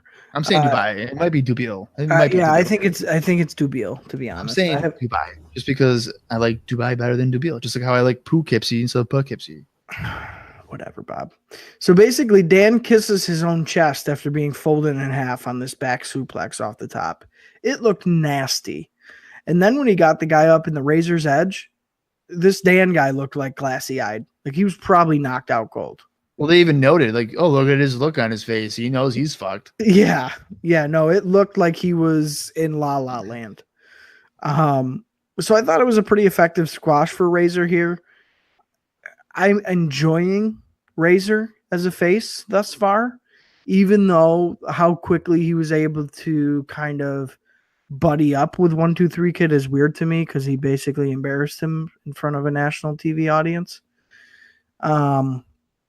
But we beyond that, I think Razor's in a pretty good spot right now. Yeah, I mean the interactions he had recently with like DiBiase, them kind of comes across a little corny. Yeah, a little forced. But overall, Ramon as a face is probably better off in comparison to him being a heel. Right now, yes. Yeah. That brings us now to the 1993 SummerSlam report with Mean Gene. And remember, it's taking place August 30th on pay-per-view, Auburn Hills, Michigan. It's a Monday night. Gene pretty much just reminds us what happened 10 minutes ago or so with the contract signing. And then he mentions the other matches announced currently for SummerSlam. It is Jerry Lawler against Bret Hart, Giant Gonzalez against The Undertaker in a Rest in Peace match. Don't know why that's happening. Don't know why Undertaker's the only person that knows the rules for the match still. And WWF Intercontinental Champion Shawn Michaels defends against Mr. Perfect. Now, is it me or do we get the same information every time Gene comes up with this fucking SummerSlam report? Every single time, it's the same fucking matches. Yeah, we never get anything new. Like, I'd be sick of hearing about SummerSlam. Yeah. I was a watcher. I think that if you do this each week, you make a new match. Or something. Give us something. Even or like an insert promo, like they did like Royal Rumbles and stuff. I was just gonna say, give us a promo we haven't seen yet, or something. It just comes off. I think they do that on the syndications though. Oh, just not on Raw. Figures. Well, I was just gonna say, it just comes off as noise. It's like a talking head. Like whatever. Who cares? It's a bathroom break. Yes. Yeah. We go backstage where Jim Cornette is chatting with the Heavenly Bodies, and he tells the camera to leave, as his team will show what they are all about in just a few moments. Mm-hmm. That leads us now to the main event. If you want to call it that. The Heavenly Bodies, Jimmy Del Rey and Tom Pritchard, taking on Bobby Who and Mike Bucci. Now, Mike Bucci would go on to be Supernova in ECW or Simon Dean in WWE later on. Yeah. This is your first time seeing the Heavenly Bodies, correct? Yeah. Yeah. Jim Cornette did the introduction for the Heavenly Bodies. And the match starts off with Pritchard and Who. And Pritchard takes him down, rubbing his face onto the mat. Del Rey enters, delivers a super kick from behind, and Pritchard hits a DDT, though the kick didn't seem like it really connected very well. Yeah, and you know what? Swing and a miss. Right. And just kind of seeing, like I've seen Tom Pritchard before in action, but he always reminds me of Terry Gordy. I think it's because of the hair. Hair. It's got to be the hair. I've heard Terry Gordy and like his voice is like Roddy Piper. Oh, okay. All right. I could hear that. And then all I get from Jimmy Del Rey or, Jim Del Rey or whatever. Yeah, Jim Del Rey. He looks like a porno actor. Yeah, he's a gigolo. Yeah. Gigolo Jimmy Del Rey. I pick up on that immediately. Yeah. So he's doing good at portraying his character then. I guess. Yeah. Because Tom Pritchard is like the doctor of desire. Right. And you have gigolo Jimmy Del Rey. So. Perfect. Speaking of Del Rey, he continues with a standing sidekick. Bucci tries his luck against Del Rey, but he gets planted with a float over DDT, which kind of got like a moderate, like, ooh, wow, all right. The crowd was like, oh, wow, that was pretty cool. Yeah. Del Rey side slams Bucci, and then Pritchard hits a knee drop. Heavenly Bodies hit a double vertical suplex, and then they deck Who in the corner. Del Rey hits a top rope moonsault on Bucci, who was being held by Pritchard, and that gets them the win. Now, personally, I'm a Heavenly Bodies fan, and I thought Del Rey was more impressive in this showing. There was a few shaky moments, but it's their first showing. It might be kind of nerves on a bigger platform than Smoky Mountain Wrestling. And I think moving forward, they could potentially be a fun heel team in the WWF. Well, you know what? You're going to be surprised, Bob. You're a Heavenly Bodies fan. You love Smoky Mountain Wrestling. You've been watching Smoky Mountain Wrestling for the last week. No. No, shit. but I did appreciate the Heavenly Bodies here. Wow. The big moonsault off the top to a standing opponent, being held up by Pritchard. I was very, very impressed with that because I was not expecting it. And like I said, I've never seen these guys before, so maybe that's something they always do. But especially from the bigger of the two in the team, I was not expecting Jim Del Rey to go up to the top and fucking hit a moonsault like that. So that was cool. I do like Pritchard. I always kind of have known him as a decent worker, like a good hand. Wherever I've kind of seen him at. But I was a fan here. I thought they were working pretty good. They were working a lot of tag team moves in the match, which I think always helps to kind of show the strengths of a team. And I couldn't help but to think how decent of a match we'd get if the Heavenly Bodies squared off with the Steiners. And that's what we're leading to. So I'm looking forward to that. Personally, I like Pritchard more than Del Rey, but who knows where we'll go with that. Interesting. I would have thought you would have said Del Rey there. No, I like Pritchard better. I don't know why, because like you said, it was definitely more so they kind of showcased Del Rey's talent a little bit more here. Pritchard was just kind of like the backup guy. Yeah. Yeah, I don't know. But maybe it's because I've seen more of Pritchard. That's probably why. Yeah. But yeah, I was pretty impressed here. I love that Jim's with them, and I look forward to seeing him more on our TV for Raw episodes. And I don't know. I mean, I was surprised. I was surprised. I was expecting like a I don't know, like a Southern wrestling kind of boring team. They're flashy looking, but not flashy in the ring. No, that's the Rock and Roll Express. Well, I said it. Okay, you said it, not me. No, don't get it wrong. Like I said before, Smoky Mountain Wrestling at this time was pretty good. Heavenly Bodies had some pretty damn good matches with Rock and Roll Express.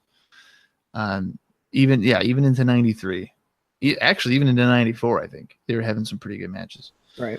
So, I think Smoky Mountain Wrestling kind of try to fight that stereotype of what Southern wrestling is. And see, I don't. In general, they tried, I think. Yeah, I don't connect with that stuff. I don't really connect with that stuff. Even though I'm like we talked about a couple episodes, like my favorite territory was World Class. Yeah. And that's deep South. I don't know. When it comes to like Jim Crockett stuff from back in the day, it's hard for me. Well, I've always said my limit's like 1986. Yeah. Like I know there's really good stuff from like 83 to 85, and like I could watch like individual matches or like Starrcade 83 or something. I'm sure I could, watch it in one sitting. Yeah, sure. But when it comes to day-to-day, show-to-show... No, absolutely not. Yeah. Like, if you were to be like, hey, Bob, you want to watch WWF House Show from, like, 1984? I'd be like, I had to see the card, first off, and then like, I'd have to judge it off that. Like, I'm not going to just blindly go into it. Meanwhile, if you were like, hey, man, you want to watch this show from 2003? I'd be like, okay. Yeah. You know what I mean? I don't care. It's probably going to be something decent. Right. But with the early 80s stuff, you just never know. I know. And that's what I was kind of expecting, like a throwback feel of the team. No. Smoky Mountain Wrestling for sure. I don't know, man. It's like a lower, like not as extreme as what ECW would become, but they definitely had hardcore moments. Right. With some good in-ring wrestling too. So. Right. And good stories from what I understand. The stories are what carries it. Right. Like, that's 100% the case. Because I mean, there's been several matches where the story's like really great, and then you watch the blow-off match, it's like, well, that sucked. Right. But the story leading up to it is what got you in the seat anyways. That's all they cared about. Right. So, Jim Cornette, after the match, grabs a microphone and says that he is sick and tired of his challenge to the Steiner brothers being ignored. He believes that his team is the best team going today, and he says that the Steiner brothers are phony champions until they beat the Heavenly Bodies. So we would believe that will be our tag team title match at SummerSlam. You got to think, yeah. I mean, they have no other interact. I mean, they're fighting Money Incorporated later on, as we'll talk about here in a second. But right. I can't say that I'm against the idea of the Heavenly Bodies and Steiner brothers. No, you know what? Me neither, and I'm pretty surprised to say that. But as soon as I got thinking about it, I was like, fuck, they probably would have a pretty damn good match. With that said, if you're a team like the Head Shrinkers, are you pissed off? Well, like, are you talking about like personally or like in kayfabe? As in, kind of personally, like, what the fuck? Yeah, probably a little bit. I'd be like, I've been here for a fucking year. We killed it at WrestleMania. A bad taste in your mouth, almost. Yeah, I would be. Yeah, because like the Heavenly Bodies are not proven. Right, there's a different company. Yeah, no, I probably would be. I probably feel a little slighted by it. Yeah. Why are we giving those guys a shot? Right. Yeah, I would probably. Because I couldn't help but to think about that either during this match. I mean, I would prefer to see. I think I would prefer to see Steiner Brothers and Head Shrinkers personally. Me too. But Heavenly Bodies isn't a bad like second option. Right. I'd put it this way. I'd rather the Heavenly Bodies over the Smoking Guns. Yes. Something like that. Even Money Inc. at this point. Yep. For sure.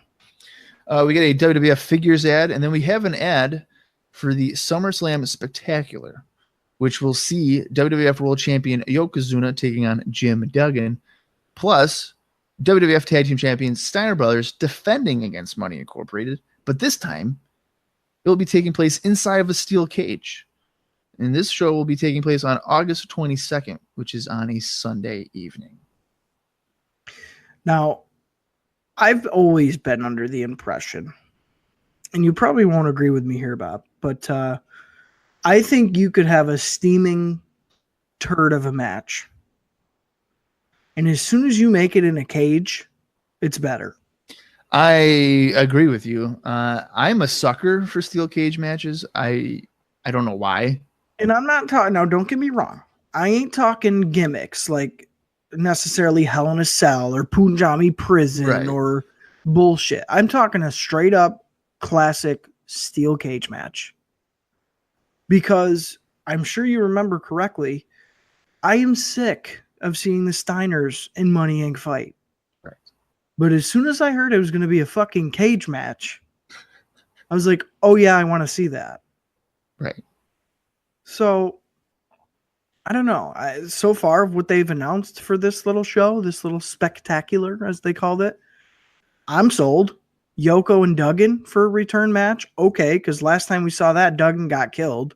Yeah. So let's see what's going to happen there. Steiners and Money Inc. in a cage. Okay, that sounds good. Yeah, I'm already looking forward to that show. Well, it's, I would say, far stronger than the March to WrestleMania 9. Yes. Which had Yoko and Savage and then Taker Bigelow, right? Is the main two? I think so. I know it was Savage and Yoko for sure. Yeah, Taker Bigelow was the main event. I just can't remember if there was a third match that really stuck out. Yeah. Aside from like Shawn Michaels saying he was going to scalp Tatanka on that show. Plus the Hogan Bret fight. Did Bret fight anybody? No, there was no Bret Hart match. Okay. On that show. There was a Skinner Mr. Perfect match, I believe. Oh God. So there's that. Yeah. But no, I think SummerSlam Spectacular, that sounds like a crazy strong show. Yeah, ready for that. So yeah, that'll be fun, I think, to check out right before SummerSlam. We go back to the arena where McMahon, Savage, and Heenan, proceed to promote the Spectacular. And then they promote what we'll see next week on Raw. So next week we'll see Giant Gonzalez. He'll be interviewed. Ludwig Borga will be here. Men on a Mission will be in tag team action. IRS will meet Tito Santana in singles action. And the 1-2-3 Kid takes on Ted DiBiase in a rematch from Wrestling Challenge. So, I mean, that all sounds like bullshit. Well, I mean, Kid DiBiase could be all right. IRS Tito Santana, I don't really want to see that. No. Ludwig Borga. No.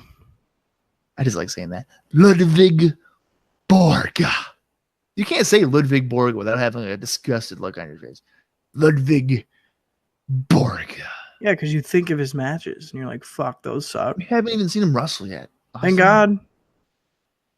Men on a Mission, Mabel, Mo, and Oscar. Fucking A, man. Giant Gonzalez. Undertaker, you're going down. Special interview, Giant Gonzalez. Yeah, special interview. So he's basically going to talk in a perfect English voice. Yeah, well, Jorge, man. Jorge knows English. I still don't know why it's not Mr. Hughes and Undertaker. Yeah, what in the fuck is going on here? I don't understand. Did they forget that they're doing that every week? You know what? I was thinking about that before we got on the air. It has to be that they want to like finish off Gonzalez. It's finished. It's done. Yeah, but they want to like actually have Undertaker pin him. No, it's done. And then like Hughes Taker at like Survivor Series or something. I want to see a Giant Gonzalez Crush feud. I don't think anybody wants to see that. I don't think I've ever heard anyone be like, yo, dude. That's my dream match. Crush Giant Gonzalez, 93 WWF money. Yeah. For the WWF Championship. Wow. Yep. WWF would have gone out of business instantly if that was the case. It's going to happen. And you're going to love it. Crush, you're not bringing enough octopuses for us, so like, we're out of business. Oh, damn it, Bretta. Oh, man. It's good going, Bretta. Fucking fire Giant Gonzalez. It's just bad. Why is he there still? Because, man, no one else is 7'5". What money has he brought to the table? Nothing. Nobody gives a flying rat's ass. Aside from his personal money, I don't think he's brought in any money. No. Not a profitable character, probably. No. I think Ludwig Borga is going to turn the company around. I think you're a lying fucker. You've been really angry today. Yeah, because this show sucked. No, you know what? You know why I think you're so upset? It's because you really wanted Lex Luger to be your fucking hero. Because you were praising him for like 3 weeks, and now it's like, wow, this guy's a dirtbag, and we hate what happened? What happened with that? I don't know, man. Why are they doing this to me? I don't know. But I feel like it's going to be a bitter couple of episodes now moving forward that you're just going to be pissed. No, that's bullshit. Yeah. Because those training montages were making Lex look real good. That's a stretch. You know what it is? Here's what it is. I'll tell you exactly what it is. It's like opening up your favorite bag of chips, and 75% of the goddamn bag is air. Oh, that's every fucking bag of chips ever. That's what Lex Luger is. He's the air in your favorite bag of chips. It just pisses you off. And you wanted to like him so much, and you were really looking forward to it. But as soon as you open it up and you see all that fucking bullshit air just lying to you, pretending that the bag was a lot more full than it is, you want to throw that damn bag of chips in the garbage, and you want your money back. And then you tweet to the company on Twitter and you bitch to them. That's what this is. Lex is the Lay's barbecue chip. That's your favorite bag? That's your favorite chip? No, but it's got a lot of air in the fucking bag. That's what he is. He's the air in the bag. That's what Lex Luger is. It pisses me off. Who's the chips? Crush? Obviously. It's fucking Damien Demento. Damn it. At least you have that to look forward to at the bottom of the bag. The outer reaches of your bag. Right. You just got to get through the Lex Air Luger first. Right. Fuck. I was looking forward to those chips and you fucking ruined it. Why? God damn it, WWF. It sucks. Well, so I mean, I'm assuming you fucking hated the show. I didn't think it was good either. One of the worst episodes I've seen, I would say. Yeah. And the venue still looks like shit. It looks like they're in a fucking like airplane hangar. Yeah. With like no lighting. The matches sucked. I'd say still the Ramon one was the best one. And that was what, a minute long? Yeah, it wasn't very long at all. Lex came off so lame, so phony. Fuck this episode of Raw. Yeah. And next week, from what they're fucking talking about, fuck next week too. Fuck it. We torture ourselves for the fans of ICOPOD. Don't watch this episode. And I'll be honest with you, don't even bother watching the next one. Just listen to us talk about it. Listen to us talk about it. Don't seek it out unless you're going to see Lex Luger say UFA. I'm telling you right now, I really think he said UFA. We're going to find out, and we'll confirm next week. We will confirm whether or not. Yeah, not a fan. Not a fan. Very, very shallow talent pool this week. Yep. Bottom of the goddamn barrel. I don't know, Bob. What do we say about this one? Thumbs down. For one, like I said, one of the worst episodes. One? I'm doing thumbs down, toes down. Yeah. No, it was bad. And you're right about the talent pools. I think anytime you're relying on midgets. And the Bushwhackers. And Brooklyn Brawler and Blake Beverly. Yeah. No offense to Blake Beverly. But out of the bunch, he's probably the best worker. We got a lot of enhancement guys, too, on this show. Mm-hmm. I mean, Tatanka, Mr. Hughes. Like, that's not a strong. Yeah. They're trying to make something out of nothing there. Yeah. Really, they really are. And it ends in a count out. Right. Like, okay. Right. First match. Right. Yeah, I don't know. They're not like praising Tatanka's undefeated streak, and realistically, aside, like I've said before, aside from all the enhancement guys, who of note, aside from Rick fucking Martel, has he beaten in a year? Clean pin. Yeah, like 2 years. Nobody. Yeah, Shawn Michaels, singles match and 6-man tag or whatever. Right. But that's about it. Yeah. And he didn't even win the title. Right. Yeah, I don't know, dude. Not a good show for 2 weeks out of SummerSlam. 2 weeks to SummerSlam. No, and I mean the main point of it was the contract signing, and that was obviously not very good. No. Probably would do more damage in terms of trying to get people to buy it than anything good. Buy Lex, to buy into Lex for sure. Because if anything, that made me pull my money out of Lex Luger. Like, nope, sorry, you almost got me. You got to be quicker than that. The guy with the fishing pole with the $1. You thought you had. Yeah, they didn't. So I'm curious, anybody that's listening to this, I've had a few people respond on the ICOPOD Facebook page, and last time I checked, it was kind of like 50-50. If you were a fan of the Lex Express. Oh. So by the time this comes out, we'll probably be well past this area. Unless we take a couple weeks off, which who knows, maybe we will. I don't know. But as always, no matter where we're at. So if you're listening to it and it's March or something and you have thoughts about it, let us know, because I've read it on the air previously. It doesn't fucking matter. Right. We're here to talk about WWF. Why were you a fan of Lex Express? Why weren't you a fan of the Lex Express and Lex Luger as a face turn? Would you have preferred him as the narcissist? What did you think as it was happening? Like Austin mentioned earlier, were you on board?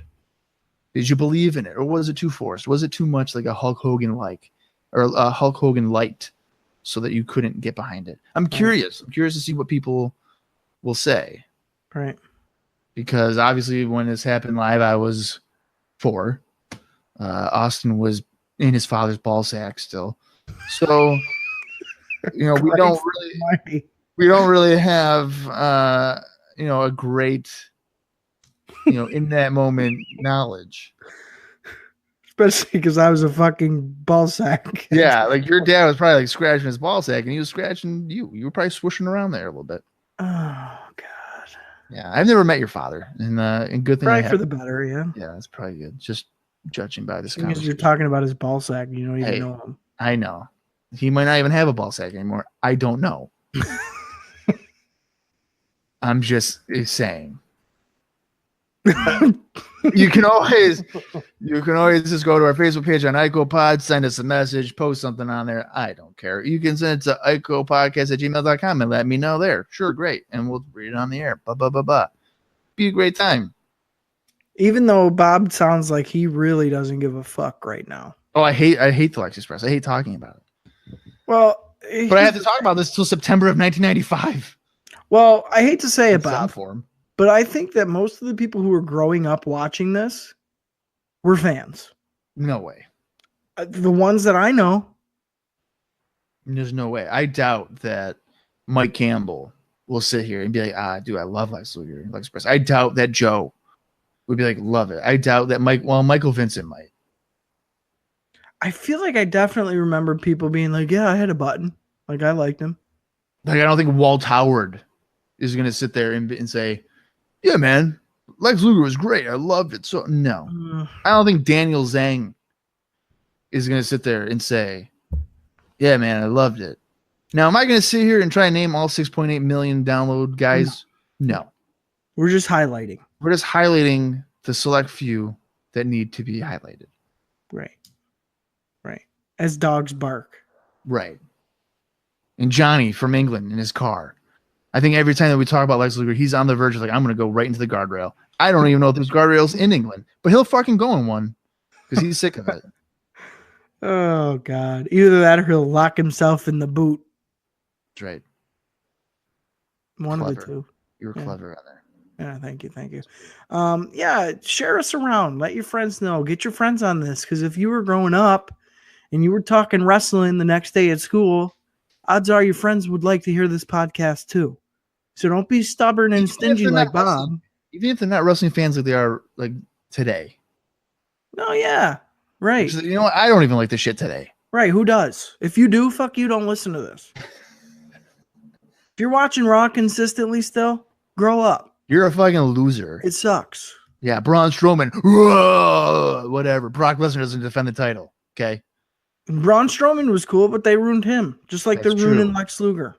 That's right. Same thing. Yokozuna defends it more than Brock Lesnar ever did.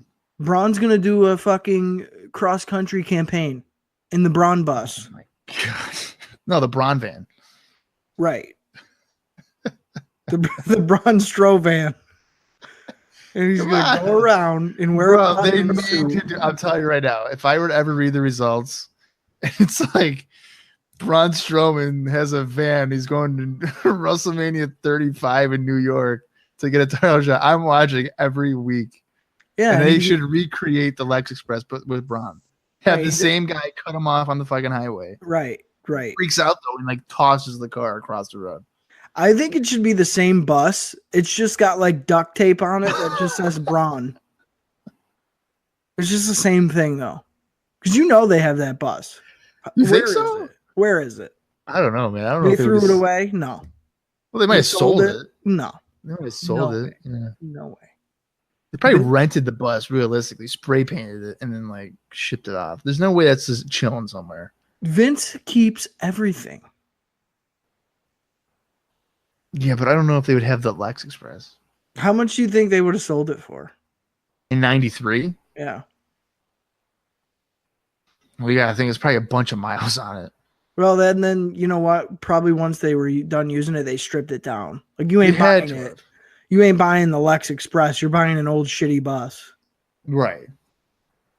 Yeah, I don't know. Maybe you're right. Does the WWF still have the Lex Express? If they don't, and it's out there somewhere, we need to buy it. Need to. Yeah, there's nothing that says that. I don't know. There's nothing that's going on. It's just a whole bunch of articles saying, why did the Lex Express run out of gas? That's clever. That's pathetic. When did the Lex Express run out of gas? July 4th, 1993. What a dick. Around 3 p.m. Eastern time.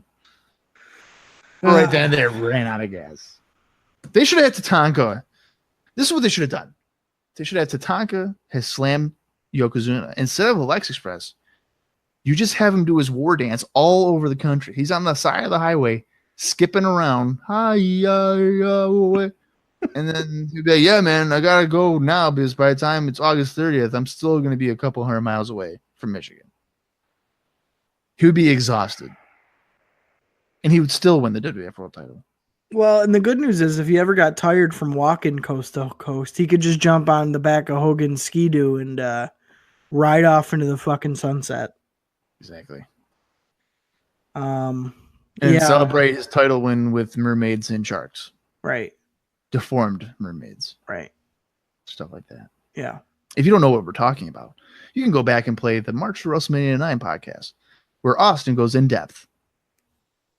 Still a highlight. Still gotta love it.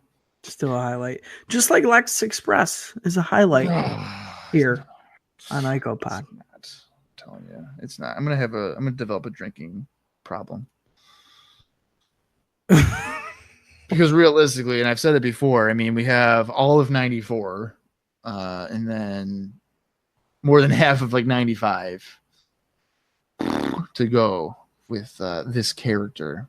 Maybe not in a main event capacity, but he's still going to be around. So, like, we'll just keep it short and sweet and tell you that when it comes to Lex Luger, for Bob, he is his hero. Until like June of 93. June of 93, and then no. I'm not playing that song either. No, you're not trying to get this. June of 1999 is what he means. No, not June 99. No. Yeah. 1998 Lex Luger is worse than this, probably. He just goes as the total package. Like, he's not even Lex Luger anymore. Well, yeah, that is 99. Yeah, he's right. just the total package. That's right. They even get mad. Like he gets mad if you say Lex Luger. Right. I'm the total package. And doesn't his tights have little eyes on them? Like Something like orange that. eyes? Yeah, something weird. Like the letter I. Yeah. What does that mean? I don't know. I am your hero. That's what it fucking means. I don't know. But I think we're trying to maintain her sanity. It sounds like your girlfriend has fallen in the kitchen. I think she's screaming. No, that's my alarm saying, hey, Luger's the best. Hopefully the Lex Express will make it to your town to save her. I don't know. But I'm not playing the You Are My Hero song because, as you'll remember, if I said that there was a debut, I'm going to play their song instead. Hero. No, not that. So it'll be the Heavenly Bodies music that'll be closing out the song. So you can like bod your head, maybe move your hips like Jimmy Del Rey.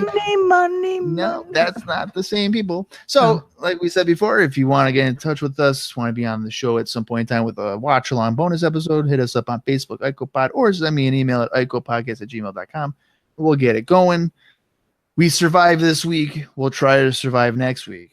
No promises. And then after that, we're spectacular in SummerSlam, and then we're all set. But until then, this has been episode 33 of ICOPOD.